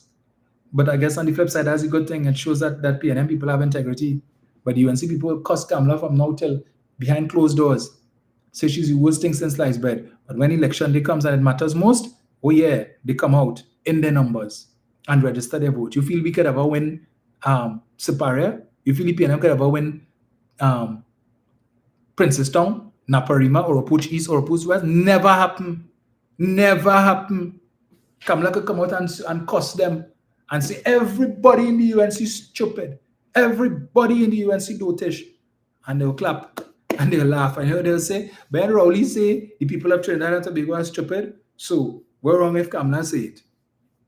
That's UNC. That's how her supporters will behave. But PNM, that what Rowley say? Well, no, he can't get my vote. Could never get my vote, not me and Rowley. I stupid, but I go show you how I stupid. No vote.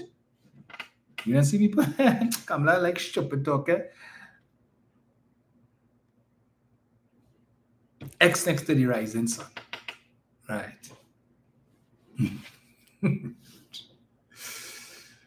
Oh, boy.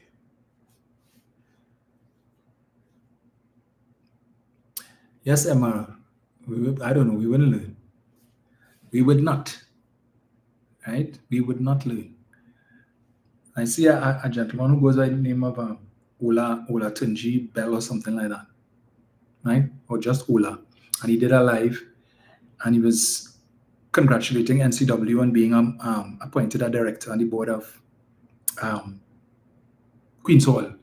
And he was congratulating the Queen of EDR and Matara French and all those other activists who've gotten, who were rewarded by the UNC. And he was saying, you see, the PNM will never see the corridors of power in this country again because the UNC rewarding the activists, but the PNM don't do that and they don't reward the activists and there's people on the ground and they don't reward the ground. And it's posts like that, right? And then he said, well, he's not PNM or UNC and he don't hold no party card and whatnot and stuff. But within recent times, he's been jamming the UNC. But then he will come and lash the PNM and say the PNM don't reward, which is not true. The fundamental difference between the PNM and the UNC is that when the UNC rewards, and that's the problem, when the UNC rewards their activists, right? The supporters will come and applaud that. But if the PNM rewards their activists, there's a problem. There are many PNM activists who benefited under the last administration, those who are at the forefront and doing all the work. Pastor Google was who was doing human service on 91.9. He was on the board of SAPA, right? He was a director on the board of SAPA, but he didn't come and broadcast it. It's somebody who found out that and came and called him to congratulate him on the radio, and people heard about it, and he said yes. Sharon Felix. Sharon started out as just an ordinary caller on the radio, and then eventually she became a talk show host, laboring in the vineyards for the PNM. Sharon was on the board of the Port of Spain Shopping Complex, which is the board for Eastside Plaza and New City Mall. Sharon served, I think, at least 2 terms or more on that board. But they don't talk about those things.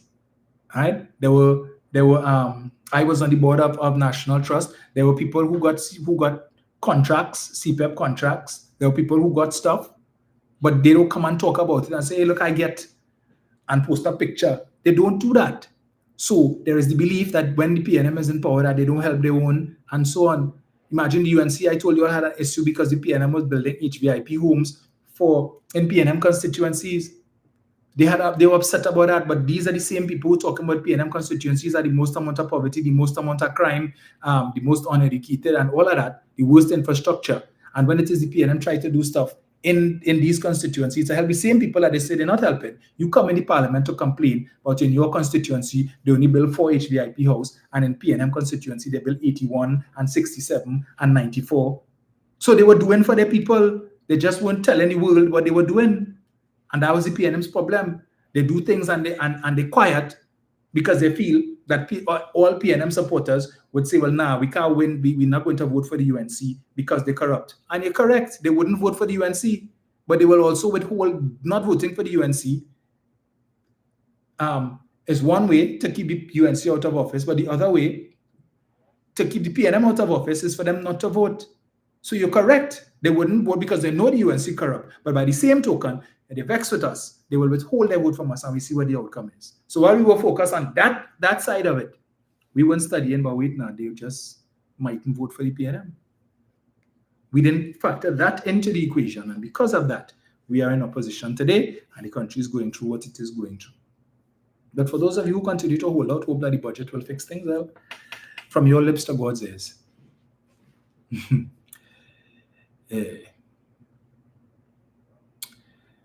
All right, and as Caribbean Soul has arrived, I will take my leave. Yes, for our Monday the size of the boards double. Just imagine Plebdeco run under the PNM with a board of 6 members. The UNC come and increase it to 13 members. And Plebdeco is running good with 6 of them. They increase it to 13 members, and the supporters of the UNC have nothing to say about that. Right? You put a set of unqualified counselors to sit down on the board. Don't know be from Bullfoot and how to run a corporation like Plebdeco, but they're on the board. What value they bring in? Put people, if you want to put your supporters, no problem. But put people who have a track record and who could contribute something rather than just collect our money. And of course, yes, I'm not surprised. Caribbean Soul come to talk about 12 property Foster Cummins got in 5 years. Only 12? Okay. Should I get more than that? How many Munilal got in 5? I just asking. I just asking a question. How many did Munilal get in 5 years? How many Kamala got? How many did Padarat get? We know in 5 years Padarat got, based on the report, over $17 million in contracts for business that he opened in 2011. Was $17 million in contracts. But I wonder if Caribbean Soul had a problem with that. Or that's okay. Collecting contracts for things that he had no experience in and beating out companies with years of experience. What do you think about that? I just asking the question. Foster Cummins tendered for contracts. He get through. He make money. He bought properties. He didn't take anybody's property. He bought it. So, if there is grounds to believe that there was anything underhanded, by all means investigate. And if it is any of the contracts were given out in a manner that was untoward, then Mr. Cummings will have a case to answer. Let the chips fall where they may. I'm not going to come to defend anything and say, I wasn't there. I don't know. I read the same thing that you read. And my position is simple. I don't have the details, right? All I could go on is what I read. And so far, there have been no allegations of wrongdoing, misconduct.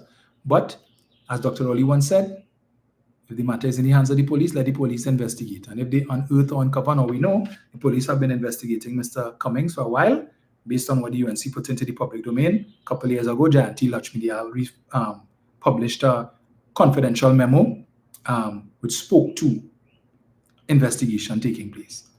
If that investigation is still ongoing, so be it. If the police unearth, it's been more than 2 years and we've not heard anything. So if it should unearth any wrongdoing, well, let Mr. Cummings face the courts. Like anybody else who engages in wrongdoing, whether it be PNM, UNC, whoever. Simple as that.